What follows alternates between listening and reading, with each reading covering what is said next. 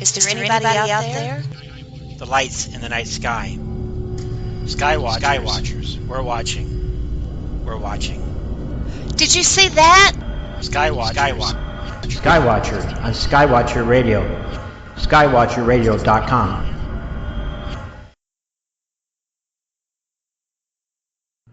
This is a special combined show with UFO Radio Pro and Skywatcher Radio.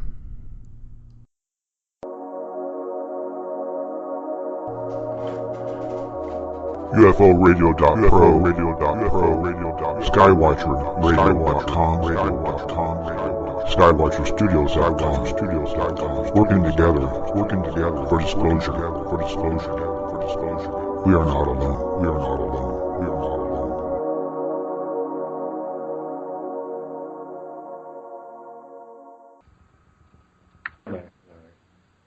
Right, I can tell I've done it because I've got two pictures.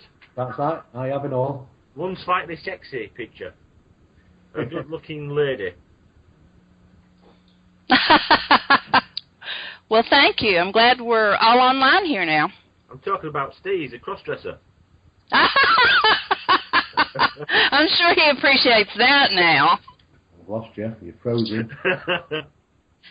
All right, I don't know. How are you doing, Steve? Hello? I'm doing fine, thanks. How are you? Oh, great. I'm over here in North Carolina, close to Mayberry, RFD. Have you gone? Yeah, you were just dropping out a little bit there. Yeah. I'm still here. By the way, I was only joking about the cross-dressing bit. That's me. Oh, Derek Savory will really have a good time with that now. Yeah. Right, yeah. Right then, Debra, I'm going to start recording now. Right, yeah? Are you okay? We're good. Right, okay. We'll start recording now.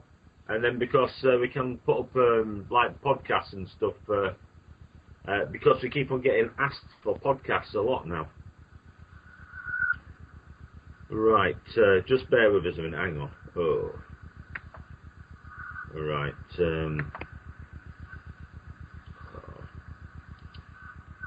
I'm not used to this technology. Technology.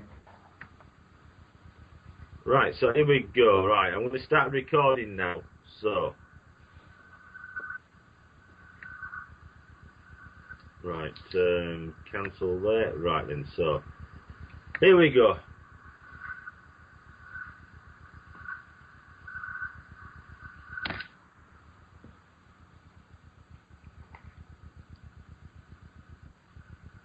Hi, this is DJ Flame. This is UFORadio.pro and Skywatcher Radio in conjunction.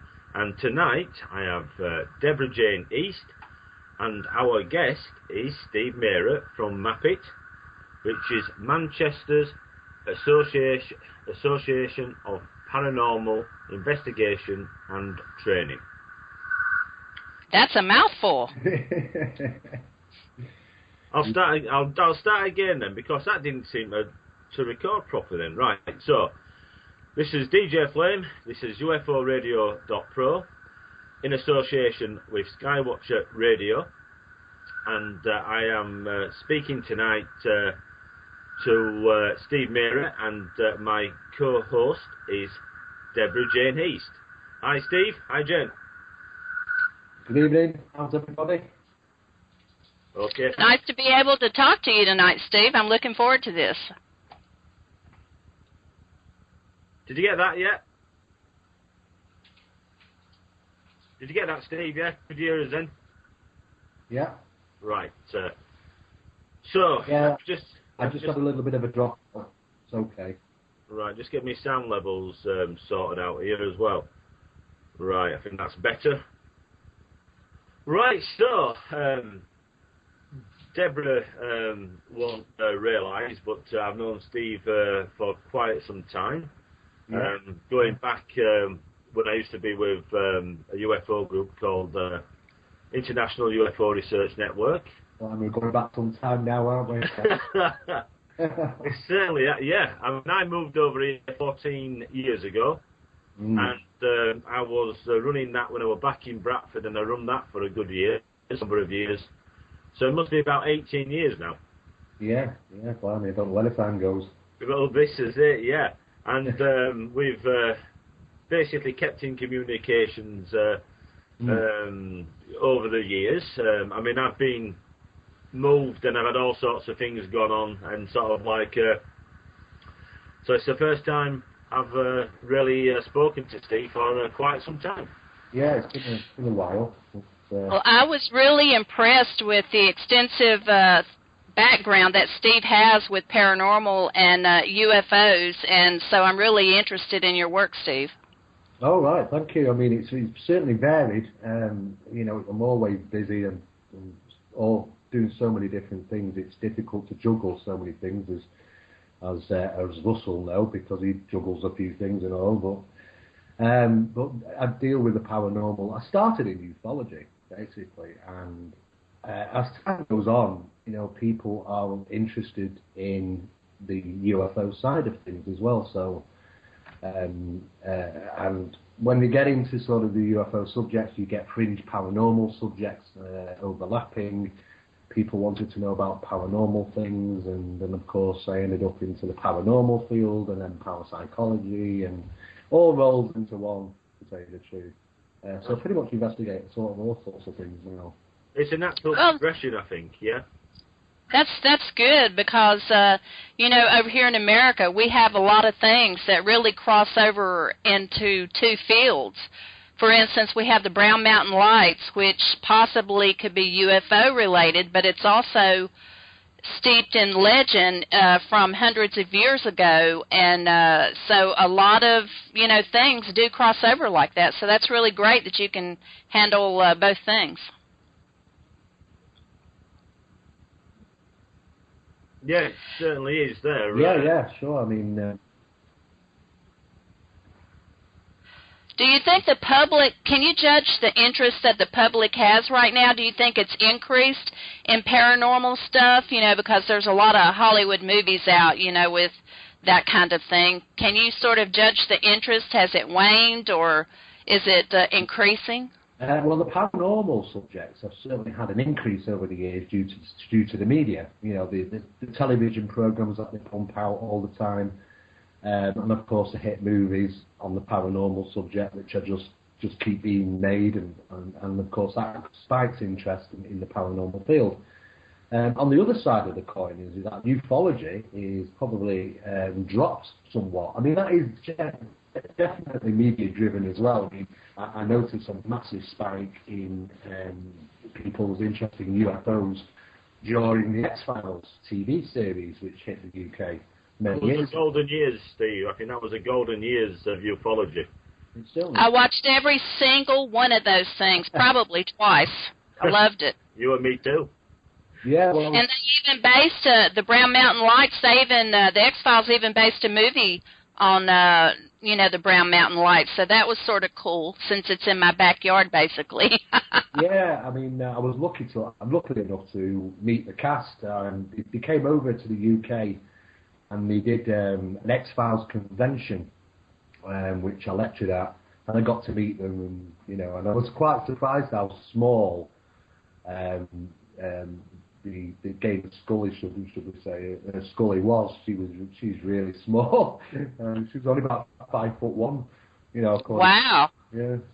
She always looked taller on television. There must be those real big high heels. It must be. I did hear that there's a possibility of another movie somewhere along the line, so that would be great. Yeah, that's wonderful. I mean, it's like I say, these subjects are definitely media-driven in the newspapers, magazines, DVDs, hit films on the pictures, television series. Paranormal series, there's so many of them now. They're into the hundreds. Yeah. Each and every country is producing their own pretty much now. Well, I have one question I just have to ask you, Steve. All right. Have you ever been on an investigation where you genuinely were afraid? And if you were, would you tell me about it? Okay, I'll have to sort of gear you into this one. I first came into the subject in 1983 after leaving school, simply because my father was an investigator of ufology, and I kind of took over from him, and I kind of adopted his books and got into different organisations. As time went on, the work I was doing in the establishments and organisations kind of led me to be rather sceptical. And, it's not something I often say, but yeah, I was very sceptical. And if I could rationalise the case, I damn well would. And I had done on many occasions. And been called for it, because there are devout believers out there in certain subjects. But like I say, without evidence, I can't draw conclusions to something to be positive or not. As time went on, I became involved in the paranormal side of things.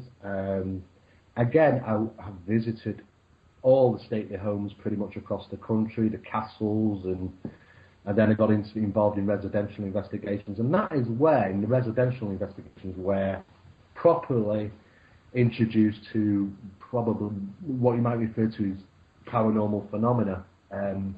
The likelihood of witnessing things at alleged haunted locations across the country, like stately homes and castles, usually quite slim. But the chance factors involved in residential investigation more. Icon, he's not with us yet. Well, you know how Skype is. It has its good days and bad days. Yeah, it looks like a bad day today at the moment. Right. Hi, Steve. Hiya. Are we all together? Yeah, was it my end it dropped out? I don't know what happened. I think it might have, but it does anyway. It's just one of those things. Well, I'm used to Skype calls, so I can just pick it up from where I left off. Yeah. Right, so I was talking, talking about residential hauntings and Yeah, I got involved in a poltergeist infestation report of it. It first appeared in Manchester Evening News regarding a family, the Garner family from Rochdale, which were experiencing unusual water formings which were taking place at their bungalow. So I visited the bungalow along with a team to investigate the phenomena. Very sceptical, as you can well imagine. You still there? Yeah, I'm listening. We're here. Oh, you just because you've gone very quiet. Okay, just making sure. And what basically happened was that I experienced what I can only say is paranormal phenomena, poltergeist disturbances. I got thumped in the back actually, which wasn't very nice. But what was really interesting at the time, I was actually sat on the end of a bed with two other investigators, and we were just listening to the sounds of the house, the environment, because when you move into an environment and you're investigating, you're unaware of the normal sounds. So we're just trying to get a feel of what the place and the sounds are, the normal sounds. And we heard a deep breathing coming from behind us. And of course, either investigator looked at me, and because they didn't want to turn around, and I was, to be honest with you, I didn't really want to turn around myself.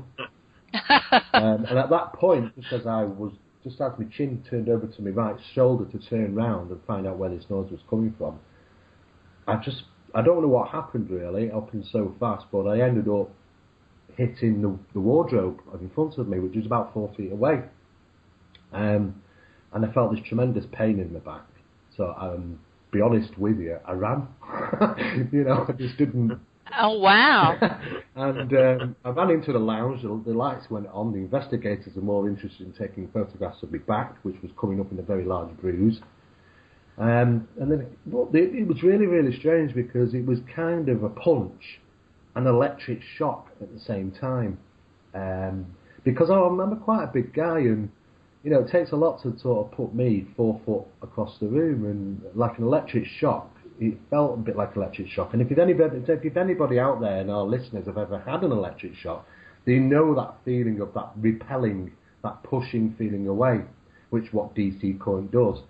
And for me, it seemed like a punch, a physical punch, and an electric shock at the same time. That, believe it or not, that whole event in 1996 it kind of turned my world upside down regarding Because up till 1996, and I started in this subject in 83, I hadn't witnessed anything paranormal. I've witnessed UFO sightings, yeah, but I've never witnessed anything paranormal up to that time. And and then I had to sort of reevaluate. In fact, I was going to leave. I was going to change my profession because I just thought I don't want to do this anymore. I think. Gosh, I can understand. I mean, you never think about a poltergeist being aggressive, physically like that. I know. I would have run too, just for the record. It was certainly startling, but I think the following day, the adrenaline had dropped, and I started thinking about, well, how can it do that, and what physical force how did he manufacture that physical force, and how did he cause water formings? Because we did have water formings taking place whilst we were there, and that was actually... Can you describe that, Steve? Can you describe it was absolutely remarkable. Now, I hadn't seen anything like this ever until I watched a television show come out from the States last year, and it was a TV series called Paranormal Witness. Now, there's an episode in that which was exactly the same sort of case where there was water formings. It involved a young lad who'd moved into a house with some foster parents, and the poltergeist disturbances peaked to a point where there was water formings. I saw Mr. Gardner sat in the kitchen with an umbrella up, and it was raining in the kitchen, and it's just quite profound to sort of say that, but the droplets were forming on the ceiling and falling down quite heavy, to the point where everything was getting soaked in the house. Everything had to go under plastic. The smell of sort of rotten carpet smell, when things get water damaged, and they were going through hell, this family. And the formings I saw, there was one in the hallway, which was the main incident, which we recorded and photographed at the time, and I was working with Jenny Randalls and Peter Huff at the time, and which are known, in the subject of UFOs and the paranormal for writers of books. And we watched this forming appear on the ceiling and move across the ceiling as if intelligently. No drops hit the floor. It was moving across the ceiling and arched round a light fitting. The only way I can describe it is if you turn the whole thing upside down, and imagine if you get a glass of water and you throw it across a kitchen floor, and you see that water spread out under movement. It was like that, but seeing it on the ceiling. And the most interesting part of that is that we took samples of it, and we also took controlled samples from old taps, and we sent them off to Northwest Water Laboratories. Now, what was really interesting is that water has a certain conductivity level. When we go and get a glass of water from the tap, it usually is around 93 UCSMs, which is it's harmless to us at that level. But the conductivity of this water on the ceiling was 1,723. It was electrically charged. Now, that led us to believe that possibly some type of poltergeist infestations, when they cause these manifestations, these water formings, and other different liquids, maybe we're dealing with an electrical phenomena which manifests these things. It was truly profound, it really was. But it turned my life upside down, to be honest with you. And I did think about getting out of the subject when that happened. But it's kind of as the days went on, it was a bit of a buzz, if you understand what I'm saying, and I kind of got more involved, really, in the paranormal side. But I had loads of questions, so I ended up having to study psychology, and I went to university, and then I went on to do parapsychology courses, because I needed to find out, is it our perceptions, and can we experience things which we attribute to it ourselves psychologically. So can I ask you something, Steve? What was the conclusion to this investigation then? Well, we were asked to be involved in the case through Rochdale City Council, because like MAPIT does now, it doesn't really do the normal investigations like any other group in the country. We tend to work a lot for establishments and businesses and corporate companies, and we do a lot of confidential work. And we work for a lot of housing associations and city councils when they are claiming that people are reporting or tenants are reporting paranormal disturbances. They need some type of protocol, so they call us in, and we act as the investigators, and they're our clients, and we produce a document on our findings, which supports the evidence of relocation or not. In this case, we had plenty of evidence to suggest. We had a sit-down meeting at Rochdale City Council, and they decided to relocate the family. Now, the family were relocated, didn't really want to move. They'd lived in this bungalow for 14 years and were quite happy there. But they decided to be relocated into a 3-bedroom semi-detached house. And the disturbances carried on there for about 3.5 weeks at the other place, where we were called in again. But then it soon just sort of fizzled away after 3.5 weeks, and they haven't had disturbances since. Now, the building, the bungalow, was left what we refer to as fallow. In other words, it was left empty, with that void of any electricity in the building for over a year. Hopefully that might diminish some form of paranormal phenomena, because there just seems to be an association with phenomena feeding off electrical systems. So it was left for over a year, and then it was reoccupied by a foreign family. And I went and had a chat with them, and they said everything was fine. So as far as I'm aware now, the gardener are living a normal and happy life. But for me, experiencing that, it was quite a shock to my system. And I've never really got over it, to tell you the truth. That feeling of being hit by something which you cannot see nor defend yourself against is quite an alarming thing, really. Well, it is. I can remember when I was a child growing up, I saw one of those crazy clown movies where the clowns come back to life and try to get you. You wouldn't look in the closet, and you wouldn't look under your But I've bed. been equally involved in the UFO phenomena as well. So I'm now getting into the parapsychology. Of course, I founded in 1996. I founded. It's a really strange story how these things came about, because in 1972, myself, my mother, and my father witnessed a UFO in the sky, a silver disc, which was. Lost it. Are we still there?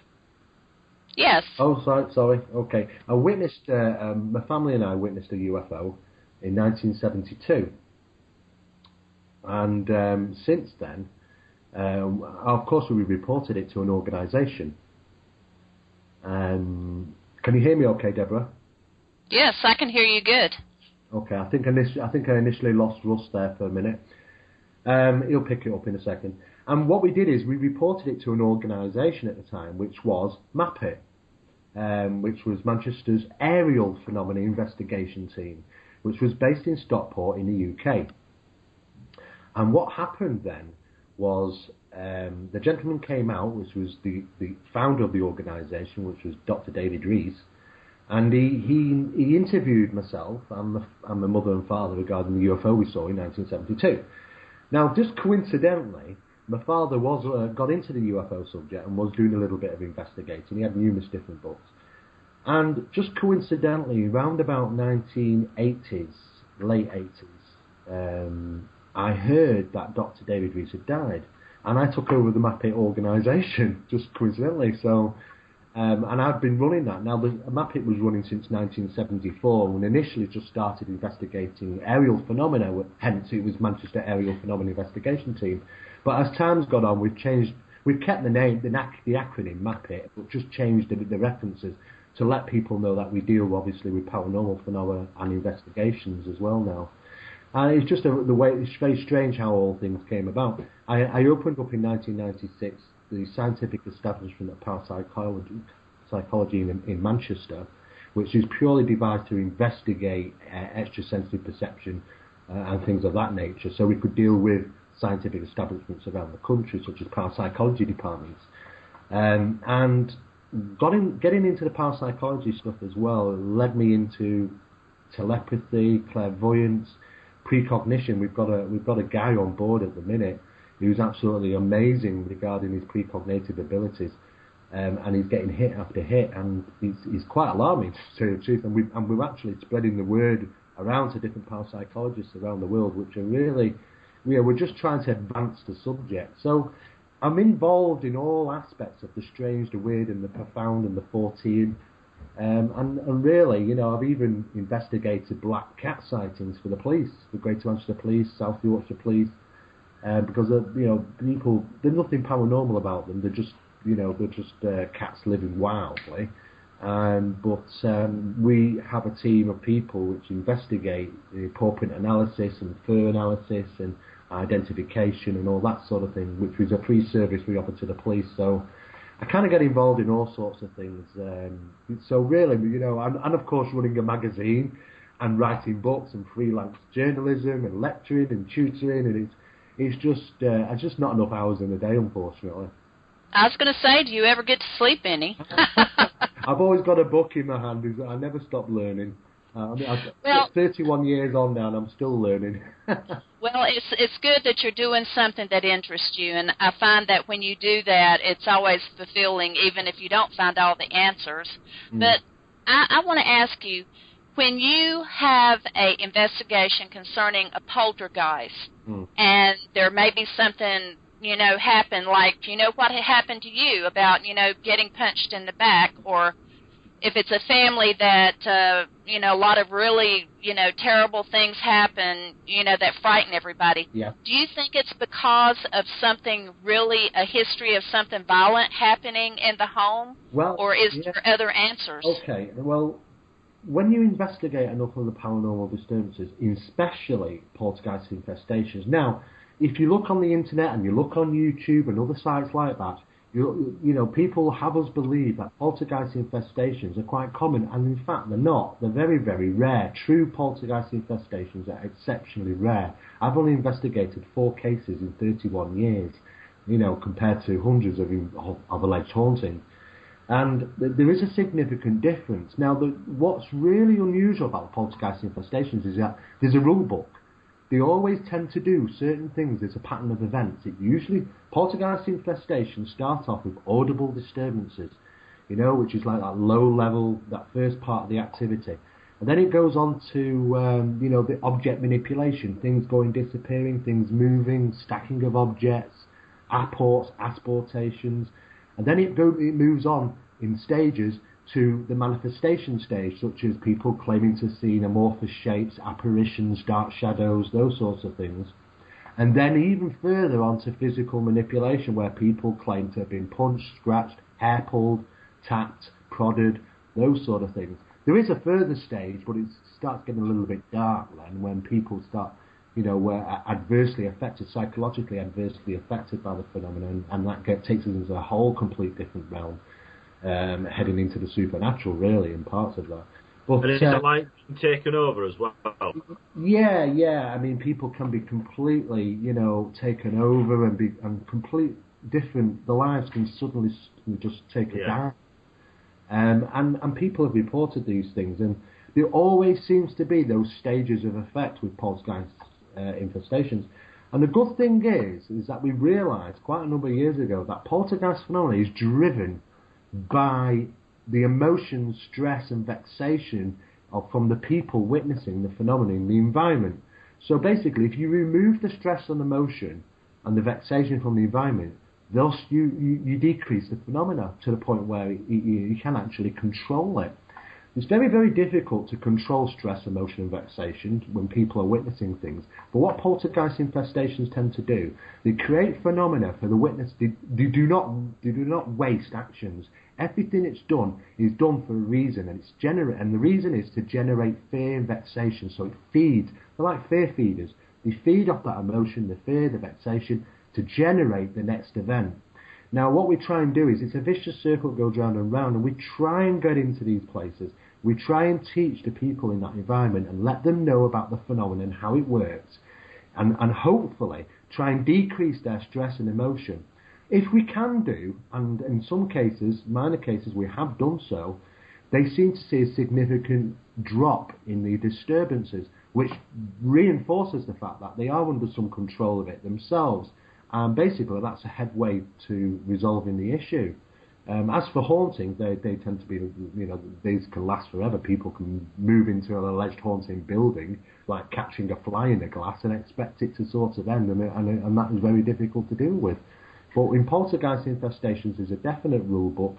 They are intelligent, they can communicate, and like I say, they are very rare, so you don't hear of these cases very often.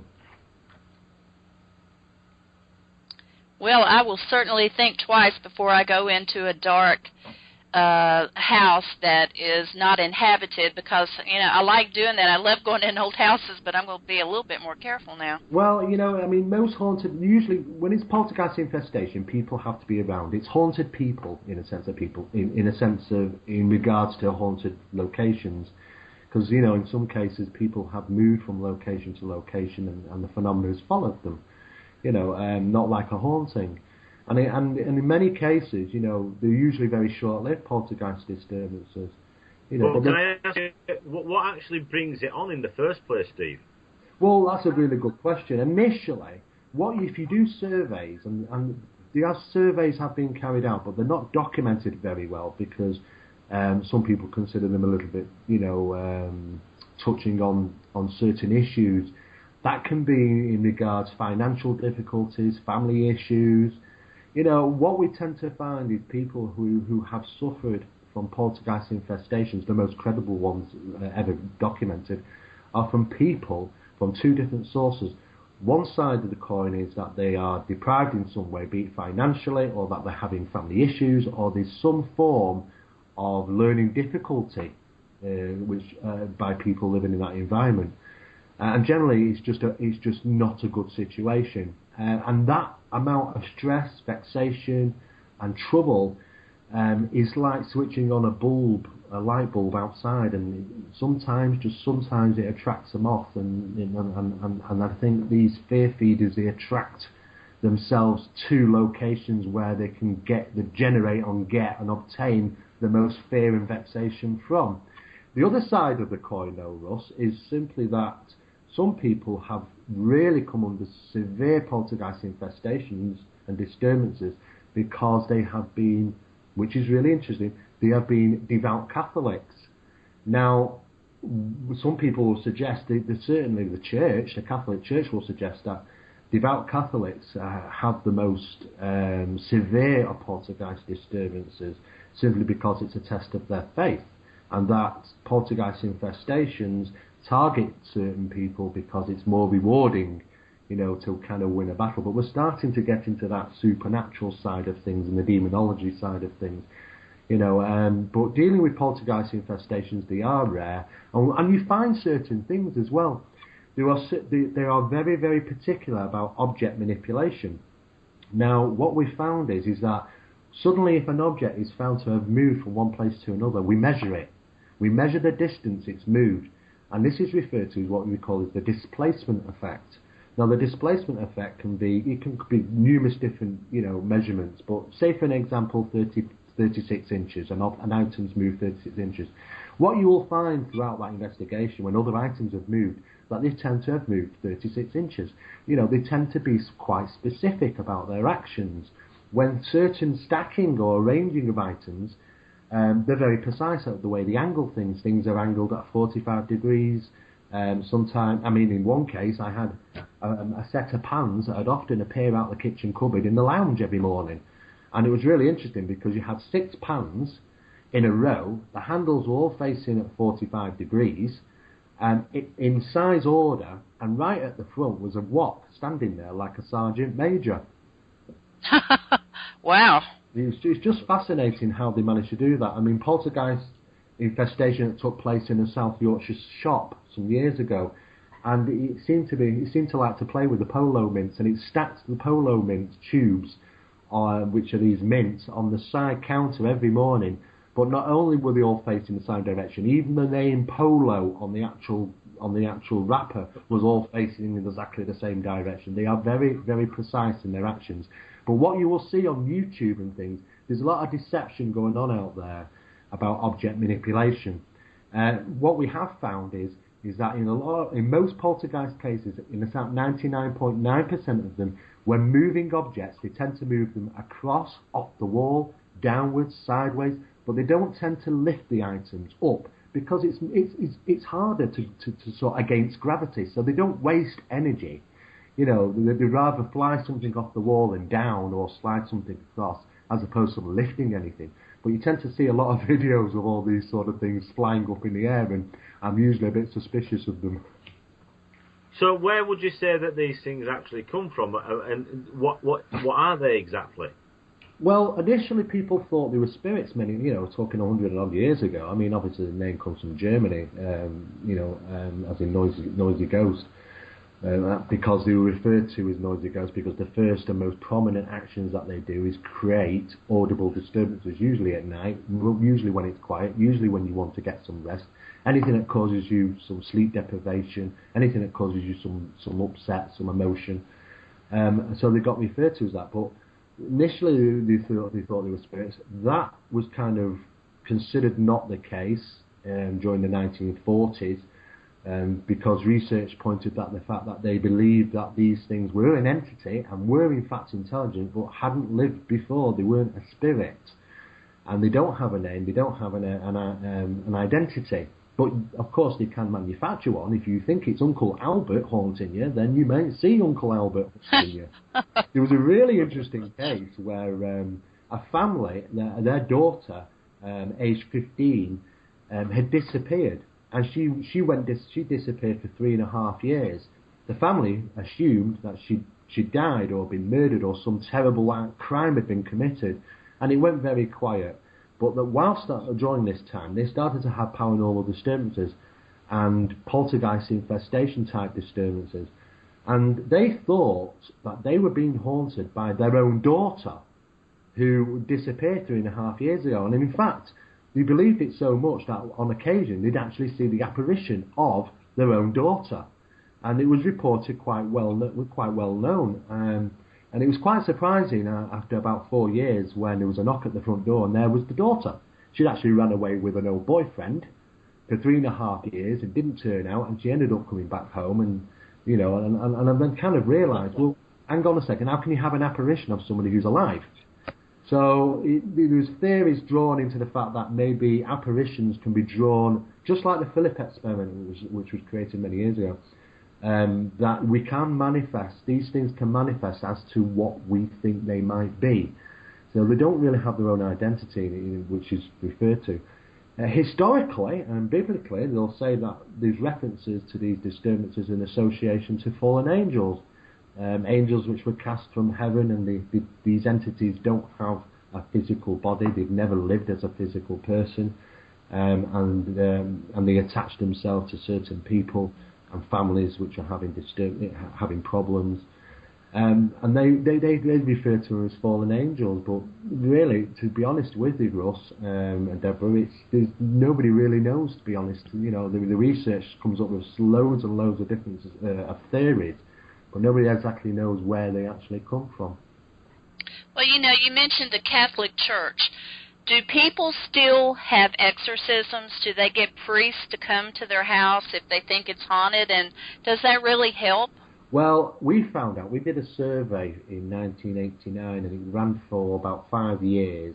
And we found out through statistical analysis that only 12%, around about 12% of priests or vicars or reverends visiting homes and conducting these blessings and exorcisms were successful. Only 12%.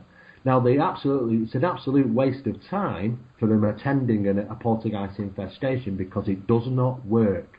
It won't work in regards, you putting up religious items or conducting certain biblical passages or anything of that sort. It might help in regarding hauntings and other incidents, but as a poltergeist infestation, they're absolutely useless at trying to relieve the family from those disturbances.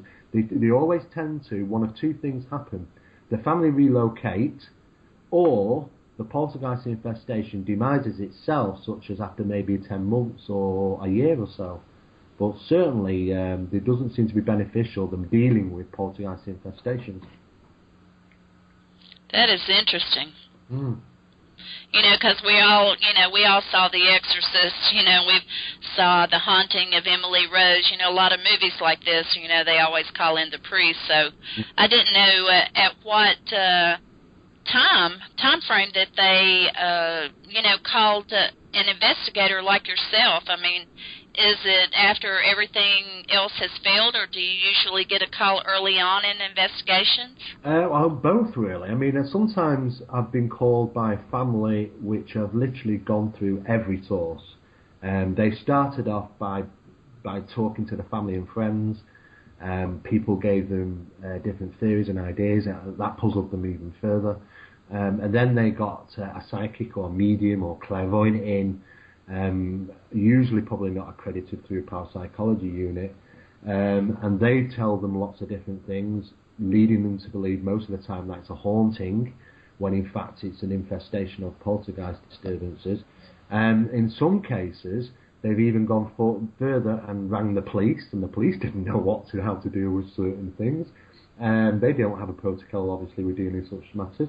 And even further on to getting vicars and priests to go in, and of course they've conducted prayer groups and they've done blessings with numerous different religious items to no avail with poltergeist disturbances. We have got calls after that's all happened, but we've also had calls when people have just reported some paranormal disturbances. They haven't identified really at this stage what's going on, and we await the stages, the routine, and it's very prominent in poltergeist infestations. They go through maybe from anything from 2 weeks to 4 months of audible disturbances, and then suddenly it starts to pick up by moving objects and things like that. It focuses on the larger items, the bigger capabilities. And of course we get called through all these different stages. So the first thing for us to do when we get there is to identify, is a real phenomena taking place? People can be misconstrued, they can be misidentified things.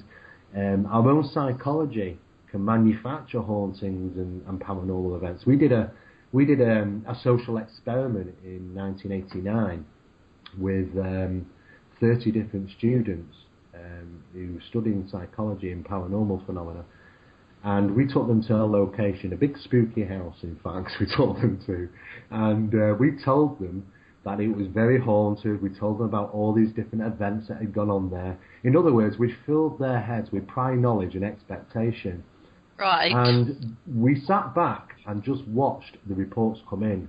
They were there for 2 hours. We allowed them to go around on the road or in groups, and we asked them to fill out all these report forms if they had any experiences. Now, at the end of the night, the reports were fantastic. Some people reported being touched. Some people said that they'd seen apparitions. Some people said that they felt cold spots and all sorts of different things. And what was really interesting at the end of the night is when we switched the lights on, we told them that there's absolutely nothing paranormal going on in this building. And did they get red faces? Well, they did, yeah, and it just goes to show that the psychology of the mind can manufacture these things very, very easily. So when we go into these establishments, there's a lot of work to do psychologically to find out, are they attributing things to the phenomena? Is there rational explanations? And if we don't find a rational explanation, then we usually prefer, the extraordinary is usually the plausible approach. And if that's the case, then we have a protocol of how to deal with poltergeist infestations. Going back to, when you was talking about the church getting involved, I would say that I had an abduction scenario years ago, and my family actually thought it was ghosts. Yeah. At first, because of what I'd seen, etc. And they'd actually, through a friend and my sister, asked people to maybe come and... one of the guys was, a spiritual healer.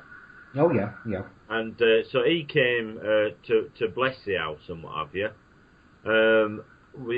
My sister had spoken to this other chap from the church and asked if he could come and present. And she was so frightened of what had happened to me, she actually had said, the words exorcism.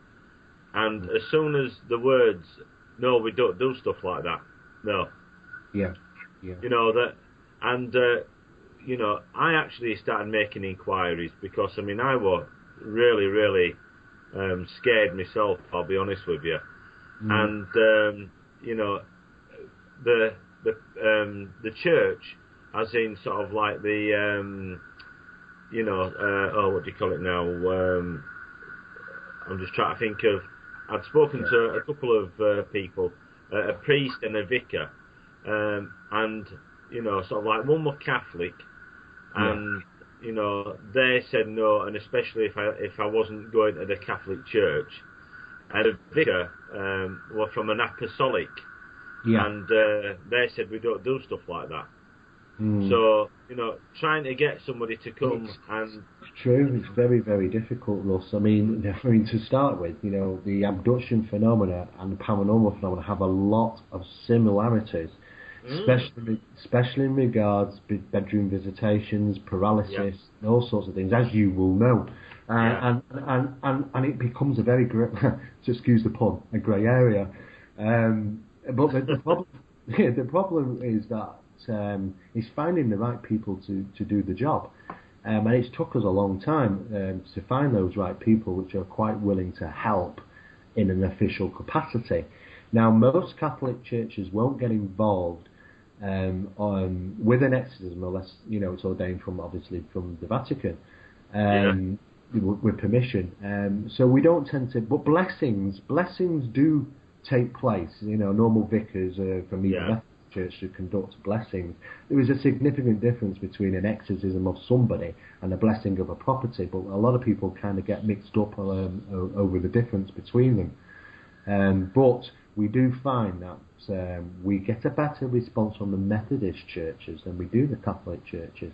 You have to be very persistent with the Catholic Church, and they have to have absolute rock solid evidence of their involvement.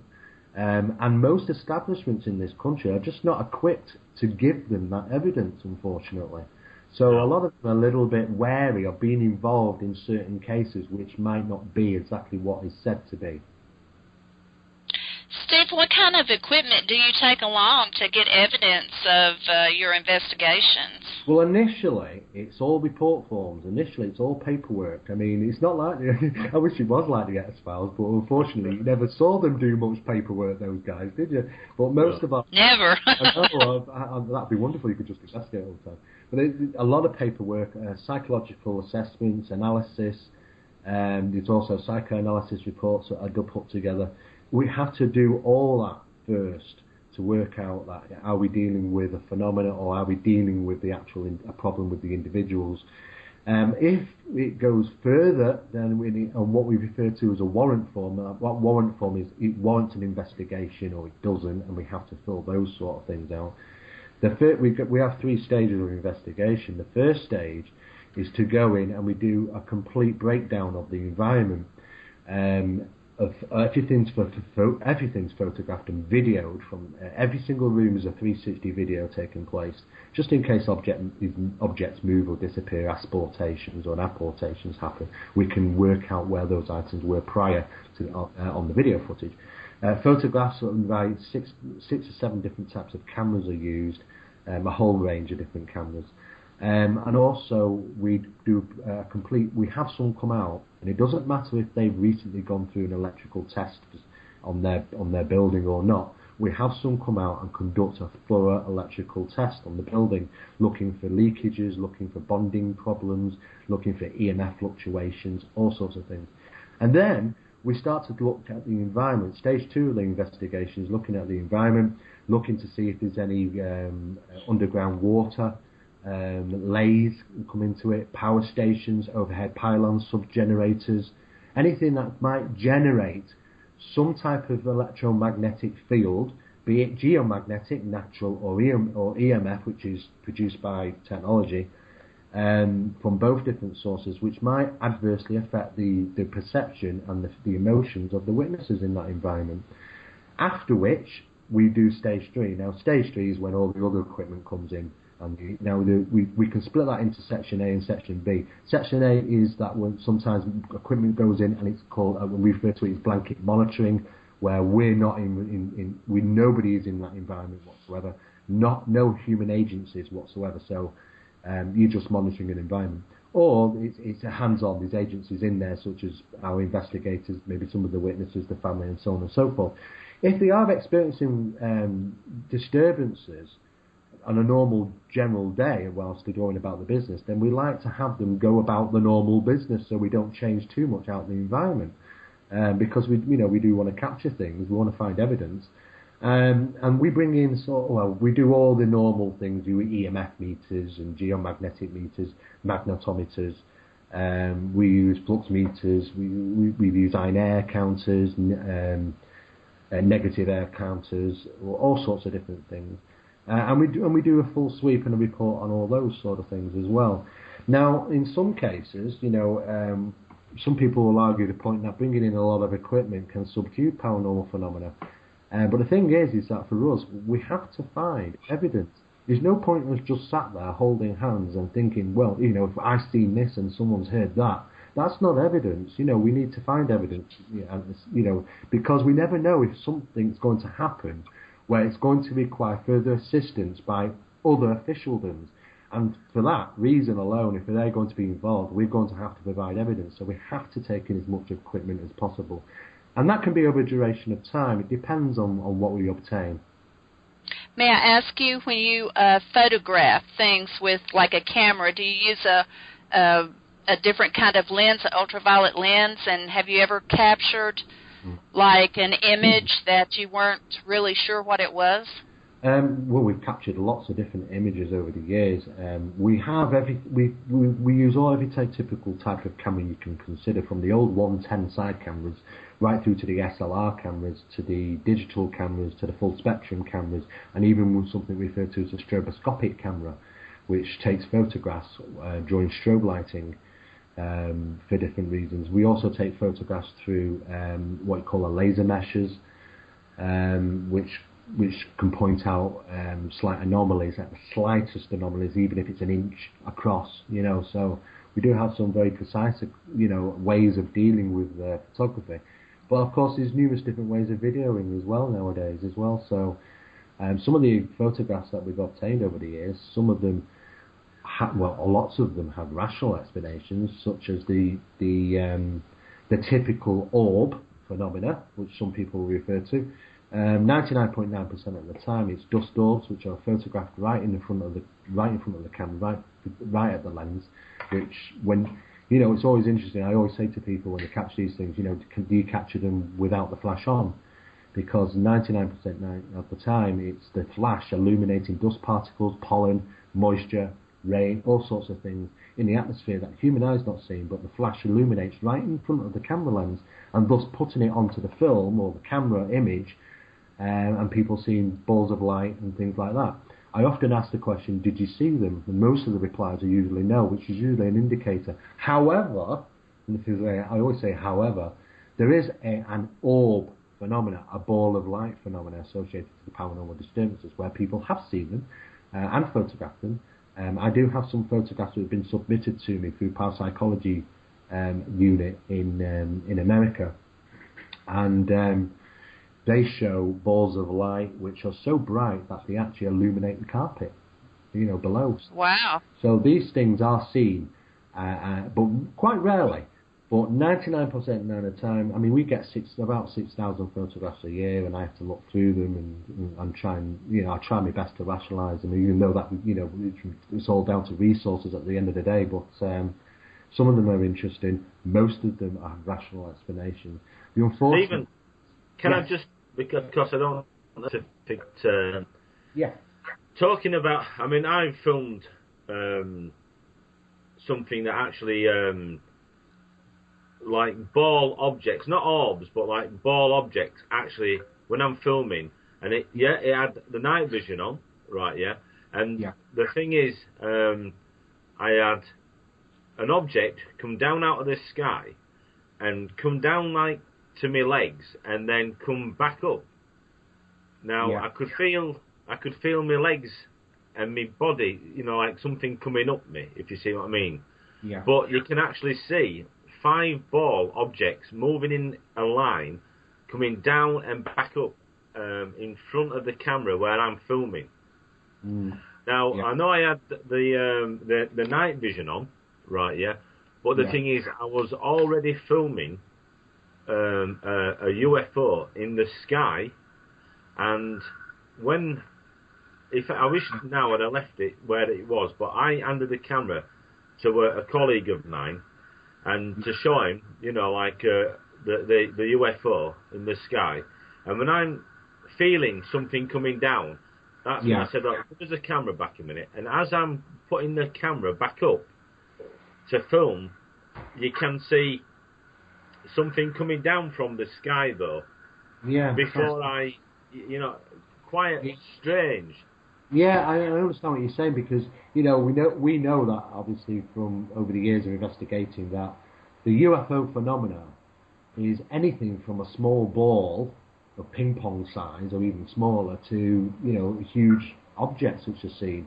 It's unidentified, it's flying, and it's an object. But we've also realised since 1995 or 96 that some of these things can be caught in the infrared, simply through experiments with a standard video camera and an infrared video camera, and the infrared capturing something, a light in the sky, and the standard camera not. You've probably seen footage like that around, haven't you? Probably on YouTube. And the thing is that we do know that sometimes these things are caught in the infrared, and not visible with the naked eye.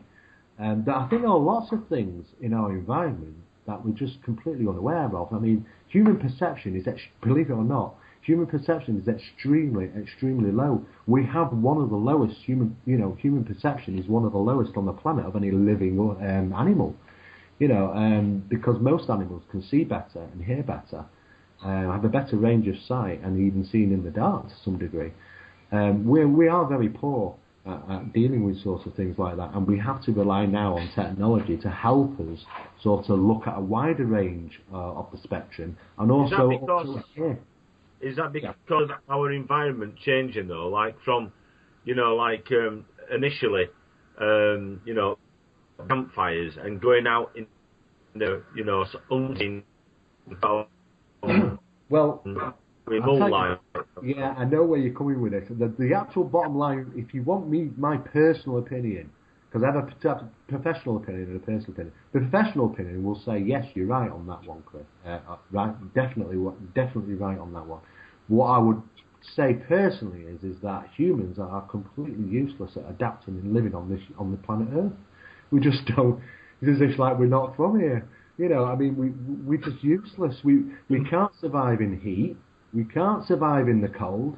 We don't have enough hair on our bodies. Hair completely keeps growing, not like monkeys do. Our nails keep growing, not like monkeys do. They can swallow and breathe at the same time. We can't. We'd choke to death. They can see in the dark. We can't. If we've evolved from monkeys, then we've devolved, should we say. We should be better than them. So the question is, are we good at living in this environment? Or every other animal seems to be better than we are, and we're supposed to be at the top of the chain. Well, it is interesting how, over the years technology has changed when it comes to photographing UFOs. And I'm glad you mentioned the infrared, because Chile just released a lot of pictures of UFOs that they, basically they said they used infrared to get pictures of invisible UFOs that showed up on radar, but it was in broad daylight and you couldn't see anything. So there definitely is a interdimensional world out there where, things that humans can't see. And, possibly, maybe animals and different things can see those things that we can't. But it's definitely interesting that our environment has such secrets from us. It certainly does. I think have a lot of limitations. There's a good school of thought that says, obviously you don't use your night vision in daytime, it's, otherwise you're going to burn your lens out and everything. But there's an alternative. because some people think that these objects can be seen in a different spectrum, like ultraviolet. So I know that we was looking at experimenting, getting a gel for the lens, and using ultraviolet lenses or gels and what have you. Having said that, the thing is, sometimes there's that much going on, and I've got that many cameras here, and sort of like, when I go out, I don't really need anything else than my camera. I was just asked, actually, to ask you, can you ask Steve to relay the story about how he was scanned by a UFO, by a laser beam? Oh, I want to hear that. It happened it was all over very quickly. It was just a flash. There was a flash of light, which it was like a circle of light. I was actually in the car. I wasn't travelling, actually. I was stationary in the car, and I was just leaving my mother and father's. And there was a flash of light, and it seemed to just encompass the vehicle that I was in. And it was on for just about less than a second. But enough was, I wasn't in the vehicle on my own either, so it was enough just to see. But it was definitely like a beam, but it was certainly a concentrated beam. But it wasn't like, how can I describe it? What it was like was, when you light a torch, when you turn the torch on, the beam gets bigger as you go further away. It wasn't like that. It was as if it was all the same size, and it was very, very strange. Of course, I jumped straight out of the car and I'm looking around the sky, but it was, I've never had that experience before. It was really, really odd. I don't know what it was all about. There was no police helicopters or anything up there, so it was a bit strange. Did it come in the car, or did it go out of the car? It just like flashed and it lit up the inside of the car, but and it was a brilliant light, an absolute brilliant light, just like a lightning strike, really. But it wasn't a lightning strike. It was a relatively clear night. And how big was it? Well, it came at an angle, definitely an angle, because we saw a beam coming down.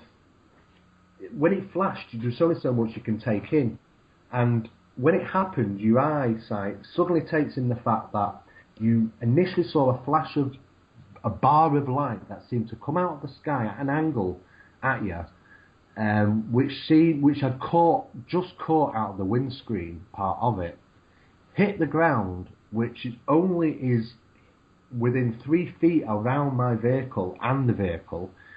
It lit up the inside of the vehicle, and it was all over within a second. There was no noise, there was no heat, there was no tingling sensation, there was absolutely nothing out of the norm apart from the light.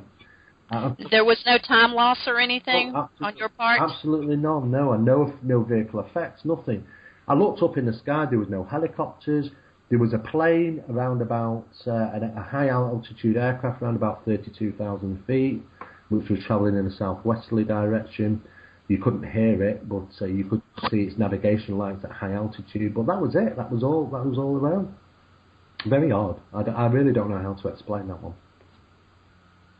Wow. Well, I have heard of other sightings of UFOs, and they say that there was a projected beam shining down from the UFO on the ground as if it was scanning for something. Well, yeah, I mean, the thing is the question is that why do people who are interested in UFOs have experiences? I've questioned this one quite a lot, because it's an interesting theory. Why should it be me and not somebody else?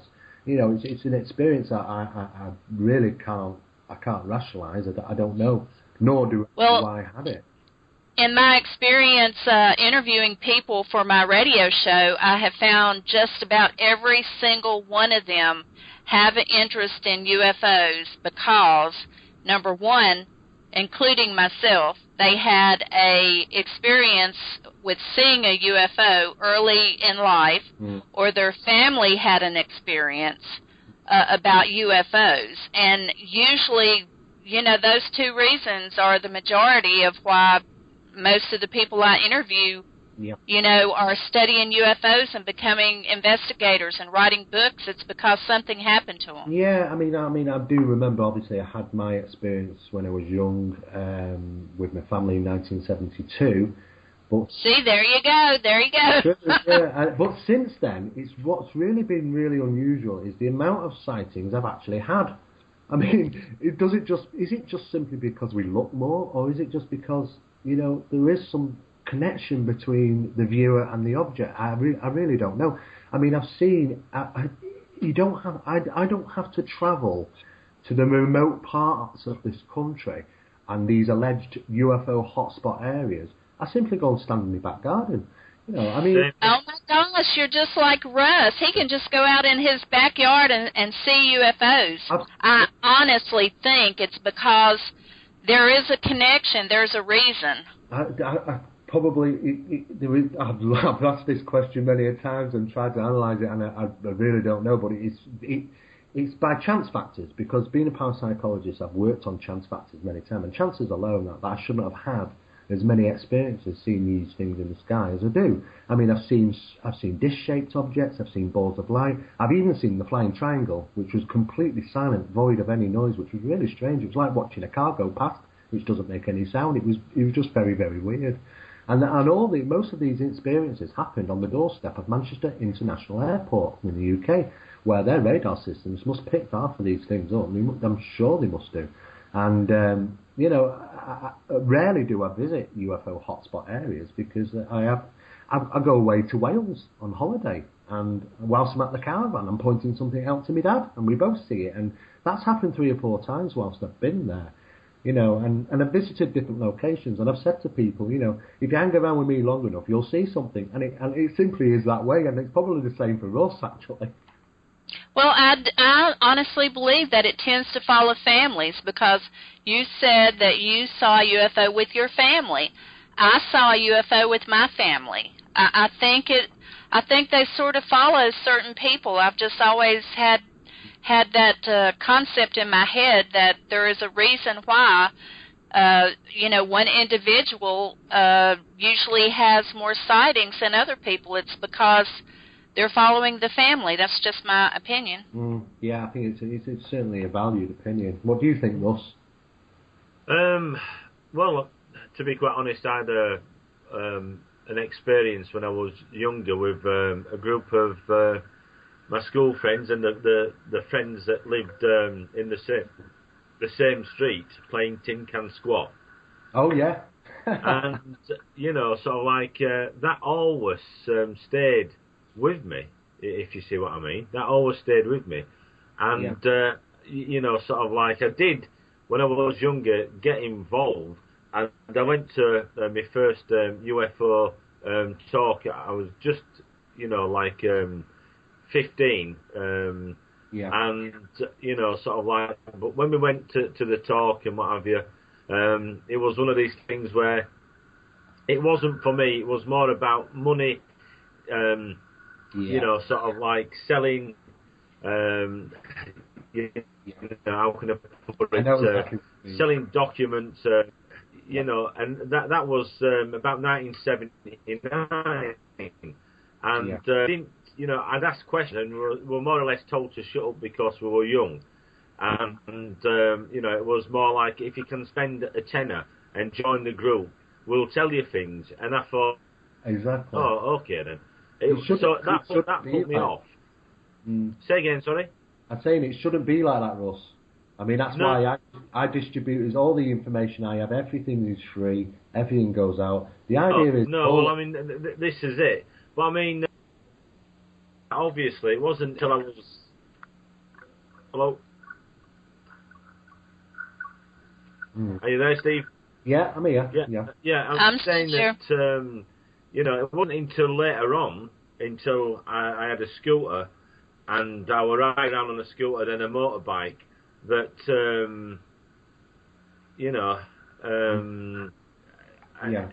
I've been missing time, and, sort of like disappearing down these tunnels and what have you, and then sort of like having, meetings with people in these circular, rooms with checkerboard floors, with like these nights, and then these shadow people walking through my bedroom wall. It wasn't until I was like 25 around that area that all this lot started happening, if you see what I mean. You know. Yeah, I mean, it's difficult, isn't it? Because, like I say, you know, when you've had personal experiences, you know that those things were real for you and were real for me. Explaining that to people who have never had experiences is difficult. People who have seen UFOs, it's come to a point now where it's next to impossible to identify what's in the sky, because with the technology that we've got and the technology that we don't know we've got, it's become a real problem. Many years ago, it was a lot easier because we assumed we didn't have the technology years and years back, which could be misidentified as UFOs. It would be great if we could go back in time like that, because anything that we would have seen in the sky would have been something unusual. But nowadays, it's next to impossible. I mean, people often ask me, report UFO sightings. The most of the experiences that people have are they've seen a bright light in the sky. It's either hovered or it's had on some unusual colour. But where do we go with that? I mean, you must know as I do that it's very, very difficult finding the answers. Yeah, I mean, the thing is, over the years, we can look at maybe technology changing, but the thing is, I've got a briefcase full of video footage that I videoed, and one or two of my friends and colleagues have videoed, and, we're looking at objects that are in the sky for an hour, and there's dogfights, and there's two objects knocking the hell out of each other, ramming each other into the sky. A ball craft and a black triangle comes out of a cloud, and then this is going on for an hour, and then finally, when this ball comes out of the sky and coming down to like land, what happens is that there's 7 missiles show up at this actual object. So, I mean, the thing is, if we're talking about it's our technology, right, well, what is our technology, doing, sort of like dogfighting over the skies of sort of like northeast Yorkshire? Yeah, I know. That's a good question. It's a very good question. I mean, the first time I came across, lots of people film things like this in the sky, usually in the infrared realm, at night. Ed Grimsley, a gentleman who did some video filming. He released a DVD called Night Vision UFO Wars, very similar type of thing that Russ has got, obviously, on film. The simple thing is, I think, Russ, is the fact that, if we see an unusual craft in the sky, we don't know its origin. Not now we don't, because I think we do have the capabilities, to match some of these things that have been seen. Definitely. So if it's ours or theirs is a difficult question. But I believe there's a true phenomena that's taking place, and of course, I think there's obviously might even be a secret war going on. I mean, there's been many. I've really done a lot of research over the years in regards, secret programs and of course the possibility of these interstellar craft that we might have, about like the TR-3B and the ones that we don't know of. Which would have their capabilities of pursuing and defending Earth, in a sense of speaking, probably under the new flag, isn't there, in the US government, which is I think it's Air Force Space Command. And I think on last year they had a conference, and they stipulated that 472 billion wasn't enough for the year program. I also am aware about the NSA, which have lots of strange and wonderful stuff in orbit, satellite dishes and all sorts of things, which are absolutely immense, because we haven't having to problem dealing with gravity so much up there. These things can unfold to a huge size. That's a big problem for us now with the technology era, as to where these things come from and who do they belong to. But people still have those experiences which certainly identify themselves as being extraterrestrial in origin. So the question is still, goes around the world in every country, that some people are seeing UFOs, which some of them might be ours, but people are having further experiences which indicate extraterrestrial contact. Well, I know in the 90s, my son, him and his father were coming home from a visit to town, and they pulled in the driveway so excited and said there is a huge triangle-shaped UFO just up the road. And my son was just really beside himself. He said, I could see windows. And so I went back up there, and he said it had passed over the highway, over their truck, to a patch of trees about 800 feet away from where they were at, and he said it hovered for 2 or 3 minutes. Well, by the time I got up there, it was higher up in the sky, and there were 2 other objects beside of it.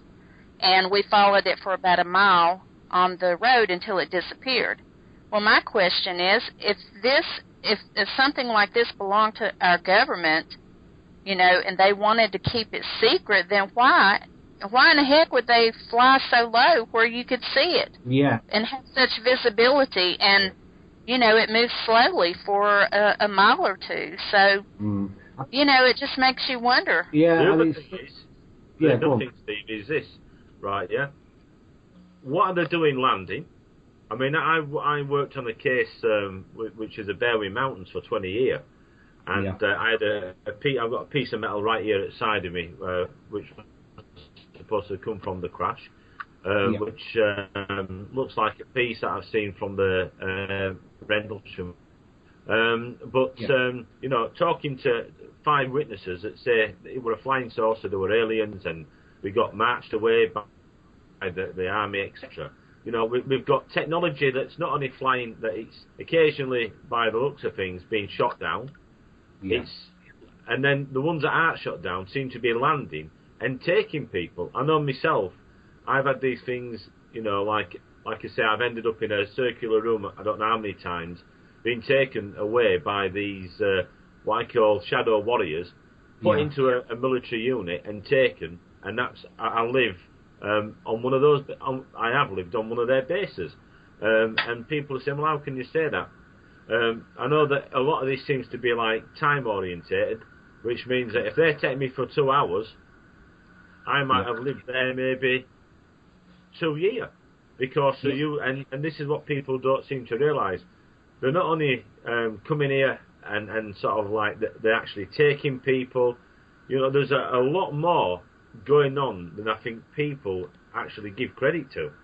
Oh, yeah. Well, I do think they can manipulate time, because many people that I've interviewed that were abducted, they say, well, you know, I was in the ship for hours, but when I got back, it was only like 45 minutes or, you know, an hour later. So that certainly is a concept that they might be able to do. Well, with us, it's years, because, I mean, I can tell you, I've lived in a base, I can describe the base, I can tell you exactly what it looks like, the creatures that take us, what I call shadow warriors, shadow soldiers. There's 3 different types. There's a 6-foot alien types.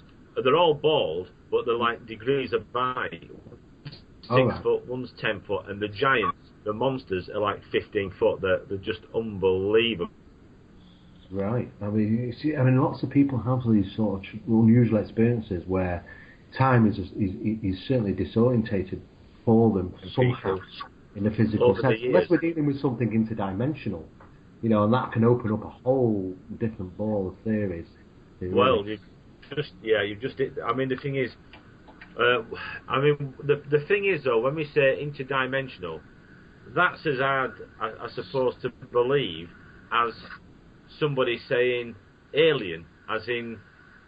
Yeah. You know, it's the same kind of thing. One's as ludicrous as the other. Let's be honest about it. Yeah, exactly. I mean, you know, and I'm one that's been taken, and I'm saying that. You know what I mean? We've just not got the answers, Ross. This is the problem. And we've got all these different theories. We haven't got the answers. Somebody out there has probably got a lot more answers than we have. I mean, we know that from back from the 1940s when these UFOs were flying around the States. You know, they realised that they actually brought some down accidentally by high-powered, radar systems. So what did he do? He pointed at them and whacked up the power, bringing these things down as best as he probably could. Nowadays, I think that they've kind of clicked on a little bit, and I think even though that the UFO phenomena has been with us forever, which is demonstrated in art and tapestry and cave drawings and all sorts of things all over the world, the phenomena really, the visual phenomena hasn't changed so much, but I think these capabilities have certainly helped. Yeah, well, I mean, looking at the case of the Berwyn Mountains, some very strange things there that night going on, and I know that I've got these maps here, and it does mention satellites. Yeah. So, things were going on with satellites, so that's making you wonder, well, are the satellites sort of like making it easier for us to see these things? Yeah, which I'm beginning to wonder. Yeah. I think you'd be probably surprised what's probably in orbit. And I did some research some years back and found official documentation that a general, can't remember his name off the heart, but in 1965 the first weapons satellite was actually launched. It was part of the Project Blue Fly project. It was Blue Fly, Gemini, and Moondust, I think it was, and they're all part and parcel.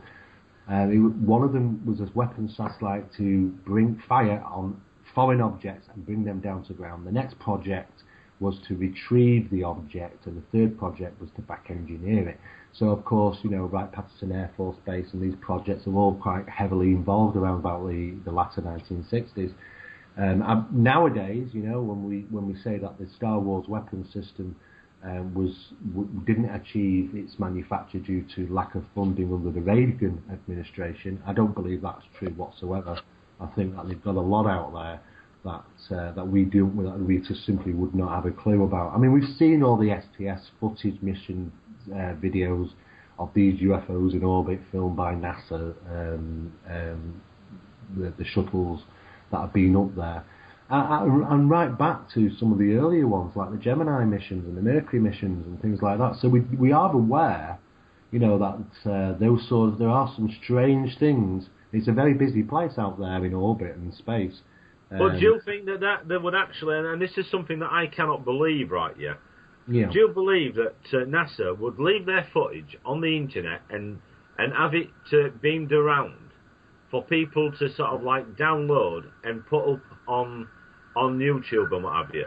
Do you think that they're so stupid that they'd let that happen? No, I don't think they're stupid at all that they let it happen, but I believe that they might let it happen through the drip feed process, because you've got to understand. When we had a Roswell incident back in 1947 and other incidents similar to that, that was at a time when the military height was large. People had respect for the military. People had respect for the government. People now do not have any respect for the government or militaries around this world. You're right. If an incident, Roswell, was to happen again, it would be out in the world, out of the bag.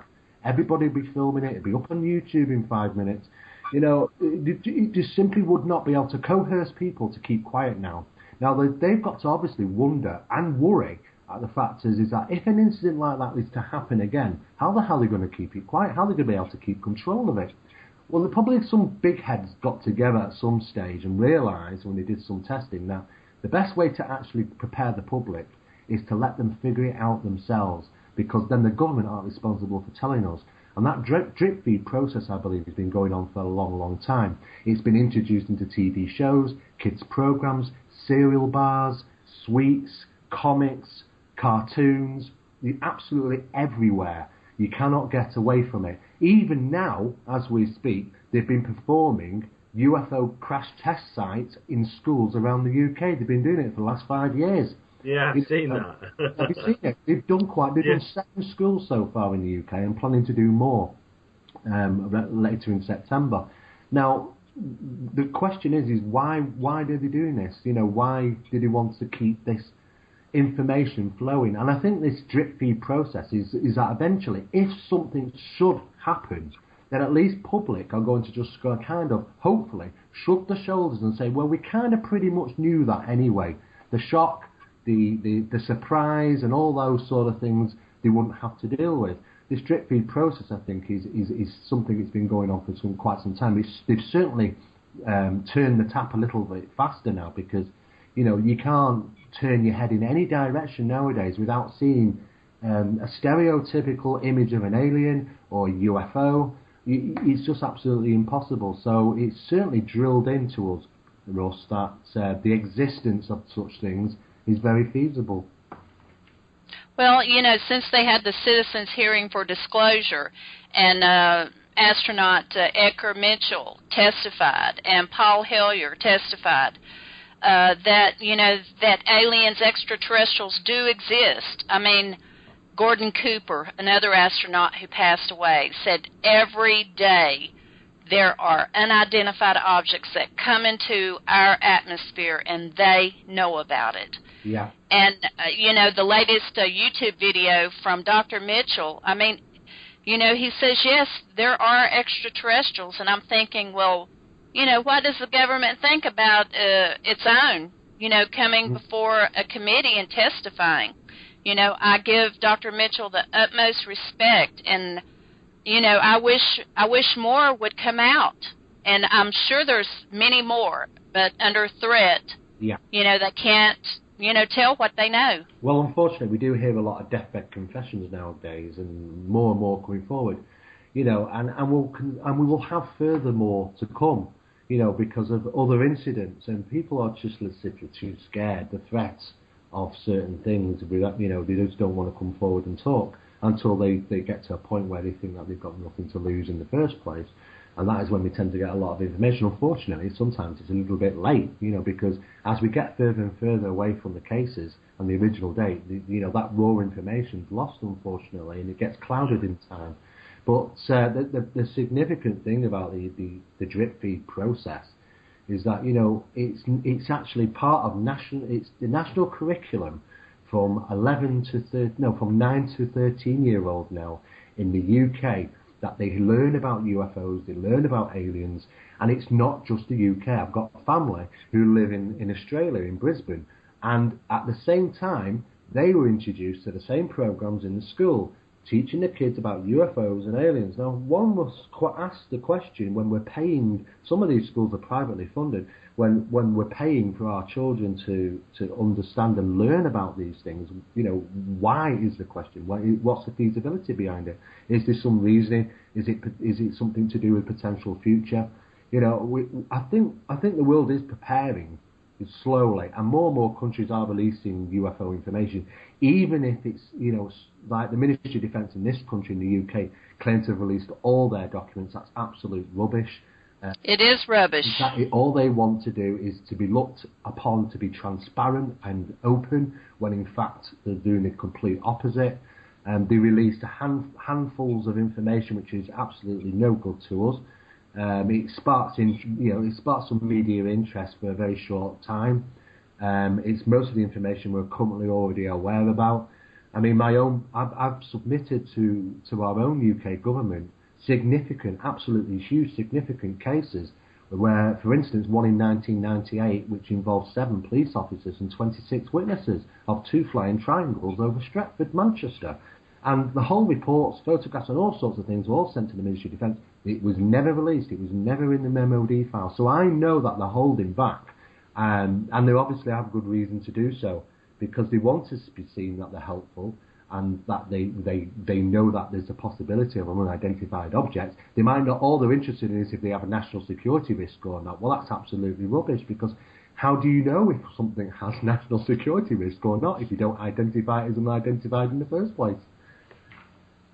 Well, talking about Roswell, if all of everything that we've heard about Roswell is true, and they were studying the technology, the reverse engineering of the ships and everything, it would seem to me that, just speaking for the United States, that they're just interested in the technology and the race to be the first to get this, for their own use. I mean, why else would they want to keep keep things secret. I mean, they had a lot of scientists and different people studying those things. And I, for one, believe Bob Lazar. You know, he has never changed his story. Yeah. So I think it's technology. I think they're interested. And it seems like over the last 50 years, there has been significant discoveries. You know, fiber optics, lasers, a lot of different things. It seems like, you know, a quick advancement. So that's just my opinion, that they're interested in the technology of extraterrestrials. Yeah, I mean, I've got something here.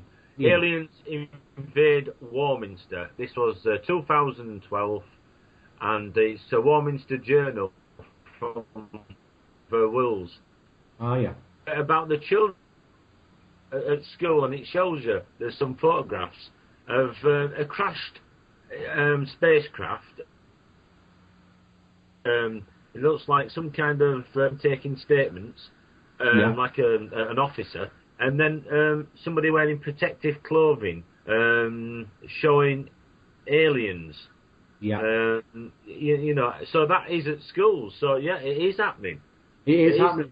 It's happening, and it's happening. It's happening more and more common, not just in this country, it's happening elsewhere as well. But what's really interesting about that is that they actually used proper policemen, proper fire brigades, and a proper protocol to how to deal and how to keep away from radiation. Now, where's all that come from? In fact, if Debra, I mean, she's, you know, from the US, if she actually checked the fire regulation manual, which is the fire, you know, if you want to be a fireman in the US, you have this Bible.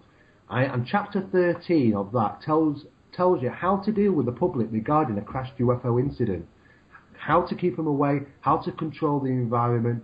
All these things are in that official document. You know, these things are around. You've got to dig deep for them. But the things are surfacing slowly. The drip feed picks up, and it's slowly. Things are getting into the mainstream. I mean, years ago, before I got involved in a lot of this, I worked for NATO as a telecommunications officer, RAF Weatherfields in Essex, which was a NATO base. And I had a high clearance to deal with the telecommunication systems. And on those racking systems, when I was plugging in, now we're talking 27, 28 years ago, when I was plugging those computer boards in, they didn't have memory chips on them like we see in PC computers. They had liquid in them. It was pink coloured, it was liquid, and it was a liquid memory cell.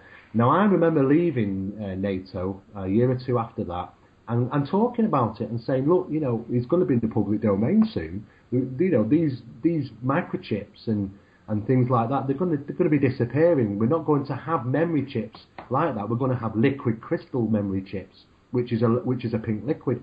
And I expected to see them, and I haven't seen them. And it was only about last month when IBM in America announced that these liquid crystal, plasma crystals, which are liquid form, pink coloured as well, are going to be introduced to computer boards. Now we're talking nearly 30 years in difference here. The military establishments have these things long before they get into the public domain, but they do creep in eventually. So they are 50, 60 years in it. That's only telecommunications. You know, they must be really, really advanced at some of the things that they've got, but they don't get into the public domain for a long time.